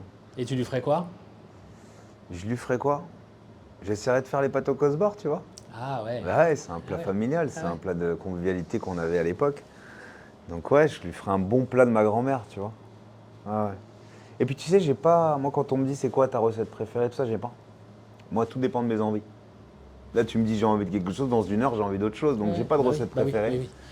Ah oui. Donc ce que je lui ferais le plat dont je rêve, qu'on Au n'arrive moment, pas à faire, voilà, tu vois. Mais comme je te dis, je suis pas quelqu'un de recette. Ça veut dire que, tu vois, même moi, ici en cuisine, pour que mes gars ils suivent mes recettes, je fais des recettes carrées, même le sel il est pesé, tout est pesé, d'accord? Mais quand je cuisine moi, je déteste lire une recette. Je déteste ça. Eh ben, tu veux que je te dise, c'est vachement bien parce que ma question suivante, c'est Ah. est-ce que tu peux nous donner une recette en 1 minute chrono? Je la connais ta Mais oui. question, Ah mais celle-là. non, tu sais ce que tu vas nous donner comme recette? C'est le mec qui commence à non, tu fais ce que tu veux, mais je pensais à ton club sandwich. T'as mieux que ça? Je me rappelle même pas de ce que je mettais dedans. Je vais vider les frigos. Attends, c'était. Ah oui, ok. Bon alors vas-y, une recette en 1 minute chrono. Ce qui te passe par la tête. Eh ben écoute, il y a une recette qui me représente pas mal, que j'ai faite ici et qui représente bien ma cuisine. J'avais travaillé autour d'une cachapa. Oui. Donc je voulais un produit qui venait du Venezuela. Oui. J'adore la culture là-bas. Et ils ont une cuisine incroyable. Donc je suis déjà à 30 secondes. J'ai travaillé une joue de bœuf que j'ai cuite en confit effiloché. J'en ai fait une belle barrette. J'ai pané ça dans une polenta Ok. frit, bien croustillante. J'ai fait une cachapa à base de maïs grillé péruvien, un gros maïs au gros grain. Cachapa, c'est un genre de blinis, façon vénézuélienne. J'ai fait un guacamole juste tiède, oignon rouge, citron vert, très sympa, avec un peu vinaigré. Cachapa, alumni grillé, joue de bœuf frit et une petite salade de betterave. C'était le septembre dernier que j'avais fait ça. Petite salade de betterave assaisonnée avec une vinaigrette un peu au yuzu. Et l'ensemble, je trouvais ça fabuleux. J'avais le croustillant, le moelleux, le côté maïs, côté yuzu acidulé, terreux de la betterave, l'alumni fondant bien gourmand, tasty. Et ça, c'était un gros banger sur la carte parce que ça se vendait pas mal et je trouvais qu'en termes d'originalité du plat, j'adorais la recette. D'ailleurs, je pense que je la remettrai à la carte, celle-là. J'ai faim. Qu'est-ce que tu voudrais que tes clients retiennent de leur visite ici, dans ton restaurant? Un bon moment, franchement des bons souvenirs, Mhm. un bon service, sympathique et surtout qu'ils se disent qu'ici voilà, ils peuvent s'asseoir et avoir deux cultures qui se percutent. Parce qu'au final, tu sais, dans le monde, tu trouves de toute culture dans tous les pays. Tu vas en France, tu as des cultures dans tous les sens. Et tu as cette étiquette qu'on va mettre dans un restaurant de viande, dans un restaurant français, asiatique, un chinois d'ailleurs, qui va être différent du japonais à côté. Et toi, tu mélanges un peu tout ça ici? Ouais, moi je me dis, mais pourquoi être identifié à une culture alors qu'au final, aujourd'hui, on est plus tous. Les 100% français, 100% américains, tout ça, ça n'existe plus trop, tu vois. On a tous été confrontés à une culture un peu différente multi-origines. Ouais, c'est ça. Et au final, on a tous ce côté, bah ouais, ma grand-mère du côté de mon père, elle me faisait ça, mais l'autre, elle me faisait ça de ce côté-là. Et je vais chez ma tante, j'ai totalement d'autres plats qui sont présentés. Même le couscous, il est différent chez elle que chez elle. Enfin, tu vois. Ouais, bien sûr. Donc pour moi, ça se visite tout ça, tu vois. Et alors, tiens, alors, la transition est magnifique. Si tu devais ouvrir un restaurant dans un autre pays, ce serait où et tu ferais quoi? C'est drôle parce que cette semaine, c'était un sujet qu'on a eu avec mon associé. Et on a. Alors, pour une raison, je vais répondre le Québec. Pourquoi? Parce que ils sont d'une sympathie. Mais T'adorerais pour les gens. Mais ouais. Aller leur proposer, Mais- comme ça, les découvrir. Mais j'ai une clientèle ici de Québécois qui viennent de temps en temps. Je sais pas pourquoi, des fois j'ai des rafales de Québécois. Mais je me rends compte avant d'entendre leur accent. Ils sont d'une sympathie. J'ai jamais vu ça. Jamais vu ça. Ils sont d'une gentillesse, tous, que j'ai eu. Trop sympa. Et tu te dis, moi, j'ai envie d'aller découvrir. Bah ouais, bon, ouais, après ils bah, caillent là-bas, ça me fait un peu ouais, peur, mais c'est vrai qu'en termes d'humain, c'est ce qui m'intéresserait le plus, c'est de faire plaisir à des Québécois, parce qu'ils sont trop sympas. Ouais, bien sûr. Et après, un pays où j'aimerais bien m'installer, mais le problème c'est que je m'installerais plus là-bas pour la culture, c'est l'Asie. C'est pas un pays en général, mais c'est l'Asie en général. Pourquoi? Parce que il y a une culture gastronomique qui est monstrueuse et qui est intemporelle et surtout qui est illimitée. Là, En fonction des villes. je ne veux pas dire que tu repartiras à zéro, vas. mais tu pourrais tellement Tu apprendre. repars à zéro, quoi. tu peux le dire, hein, tu repars à zéro parce que les techniques d'une sauce Tu sais, j'étais une journée dans un restaurant chinois pour voir les sauces et tout ça, comment ils faisaient. Techniquement, c'est pas aussi évolué que chez nous, c'est sûr, mais il faut le savoir les faire quand même, hein, parce que c'est pas donné à tous. C'est souvent des sauces à base de fécule ou de maïzena. Mais c'est quand même rien à voir avec notre cuisine. Bien sûr. Rien à voir. C'est tout, les sauces. Et nous, on a des technicités au niveau des sauces qui est monstrueuse et une variété de sauces qui est épique. Eux, ils en ont pas beaucoup. Mais par contre, les variantes qu'ils ont, direct, ça peut te percuter. Tu vois, il suffit que tu changes un petit truc et tu te dis putain, on dirait une autre sauce. Bah non, en fait, c'est la même base, mais juste il a rajouté un peu de tom yum. Voilà, t'as le truc. Donc l'Asie, en général, moi, c'est un endroit qui me... Alors, je sais pas si j'ouvrirais une affaire là-bas, mais c'est vrai que c'est un endroit où j'aimerais passer un bon moment. Demain, j'arrive, je te dis tiens, fac, tu dirais bah banco, on y va. Ah, moi, de toute manière, tu me dis demain. Moi, j'adore ouvrir des restaurants. Moi, c'est mon dada. Non, mais c'est vrai. Si je pouvais être un ouvreur de restaurant, je le ferais. Et j'ai fait, entre Pipalote et Nessia, j'ai oublié de te dire, mais j'ai monté, Michel Roth m'a appelé pour reprendre son restaurant, ouvrir son restaurant, la table cachée par Michel Roth au BHV. Donc j'ai fait son ouverture. Et je lui ai dit, écoutez, j'ai mon resto et mes affaires, mais moi, je vous suis à 1000%. Donc je vous l'ouvre, on forme un chef et je le mettrai après l'ouverture. C'est compliqué dans le BHV d'adapter un restaurant, ça a été très compliqué l'ouverture là-bas. Mais challenge relevé et un super chef qui est là-bas, d'ailleurs Valentin, adorable, que tu pourras peut-être rencontrer. Super expérience, tu vois, mais j'adore. Moi, le challenge d'ouvrir, de créer quelque chose de nouveau et de créer un environnement où les gens vont être bien, c'est sympa, tu vois, j'adore. Mais voilà, pour revenir à ta question, j'ai pas de pays particulier pour une ouverture de prédilection. J'aimerais bien être au soleil, au bord de la mer, dans l'idéal. Mais au-delà de ça, c'est surtout... moi, j'ai plus envie d'aller découvrir des cultures que d'ouvrir des restaurants dans notre pays, tu vois. Ouais, je comprends. Découvrir des cultures et ensuite la faire découvrir à d'autres. Voilà. Est-ce que tu as un plaisir coupable en matière de bouffe? J'en ai 1000. Ah ouais, j'en ai 1000. T'as pas un truc où tu fais ça En plus, tu sais, moi, il y a le proverbe qui dit les cordonniers sont vraiment les plus mal chaussés. C'est tellement vrai, mais c'est tellement vrai. Déjà, le McDo, c'est un péché mignon de cuisinier, mais monstrueux. Et ensuite, moi, j'adore le poulet frit. J'adore le poulet frit. L'ancienne carte, tu sais, je voulais faire un poulet carrage, ok? Et moi, ce côté croustillant et mariné dans une sauce, je trouve ça incroyable. Putain, déjà, pour avoir un poulet croustillant et mariné, j'ai une tannée. Je me suis dit, bon, je suis pas KFC, je peux pas faire trop minutes, machin.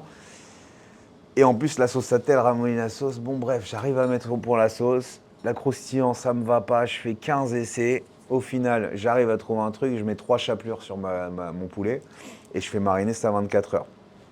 Bref, écoute-moi bien, je fais un poulet croustillant carré. Je dis, putain, me tape le cul par terre. C'est exactement ce que je voulais, le croustillant, pas trop croustillant, fondant, machin. Je l'ai laissé à la carte 3 mois, je l'ai enlevé, j'étais dégoûté. Parce que pour moi, une carte, tu dois avoir un poulet croustillant, quoi. C'est la gourmandise, c'est le testi, tu vois. Tu t'assois, tu prends le poulet croustillant. Ah, mais clair.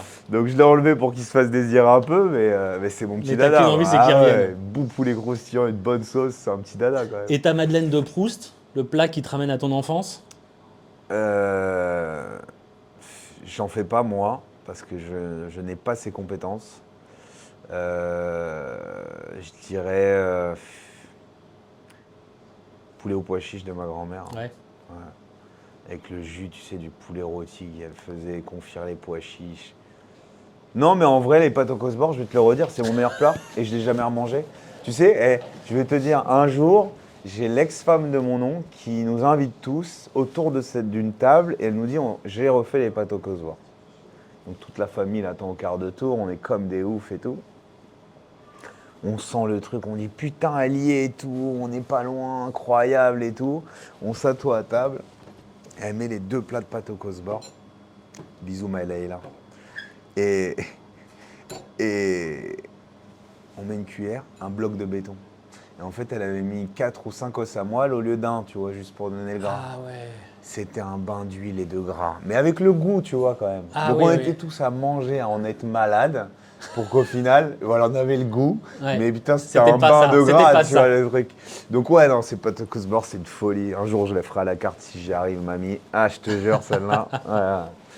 Non, mais sinon, j'ai pas de dada, moi, tu vois, j'ai pas... Dans le haut de gamme, j'ai mes petits kiffs, tu vois, j'ai envie d'aller goûter Bangtel, j'ai envie d'aller goûter tous les restos d'Aleno parce que j'adore sa cuisine. J'ai envie, J'adore quelques pâtisseries de Cédric Grolet, tu vois.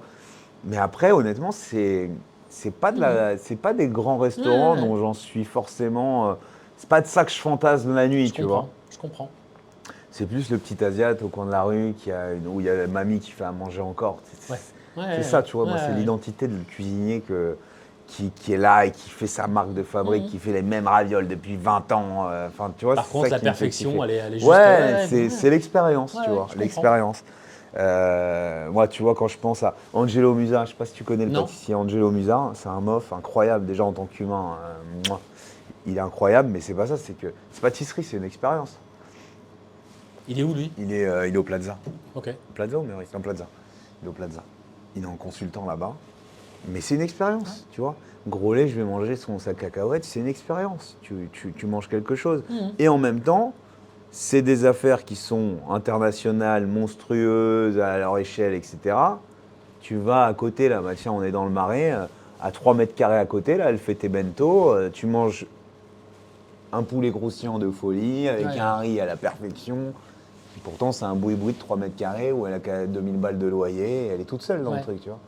Génial. Donc, j'ai pas de petits dada particuliers, parce que pour moi, tu peux aller dans plein d'endroits qui, au niveau, pas social, mais au niveau un peu économique ou quoi, ne se reflètent pas du tout, mais tu peux avoir une expérience qui est égale en payant 3 fois moins ou en ayant un cadre 20 fois plus pourri. Bien sûr. Comme je te disais, tu vois, tu vas en Inde, tu peux manger un truc au au bord de la route. De dingue. Un truc de ouf avec des goûts de ouf. Alors qu'à côté, dans le 3 Mac en Inde, ça va pas être aussi fou, tu vois. Donc, j'ai pas d'identité vraiment à me dire je suis le mec qui va aller dans un 2 Mac parce que c'est son rêve, etc. Je sais qu'il y a des expériences de fou, qu'on peut manger des trucs de fou et faire des découvertes de folie. Mais je suis persuadé aussi que tu as des petits artisans qui sont tout aussi valeureux, tout aussi bons. Qui peuvent te faire vibrer avec des petites choses, tu vois. De leur grand-mère aussi, ou leur oncle, leur tante. J'ai un peu ça parfois. Moi, j'ai un peu vécu ça en Italie, tu vois, dans certains restaurants où tu as la mama qui te fait encore des plats qui sont incroyables. Tu vois, l'Italie, c'est un peu... J'associe beaucoup l'Italie avec la France, tu vois. Je vais te dire pourquoi, en termes de technique de cuisine.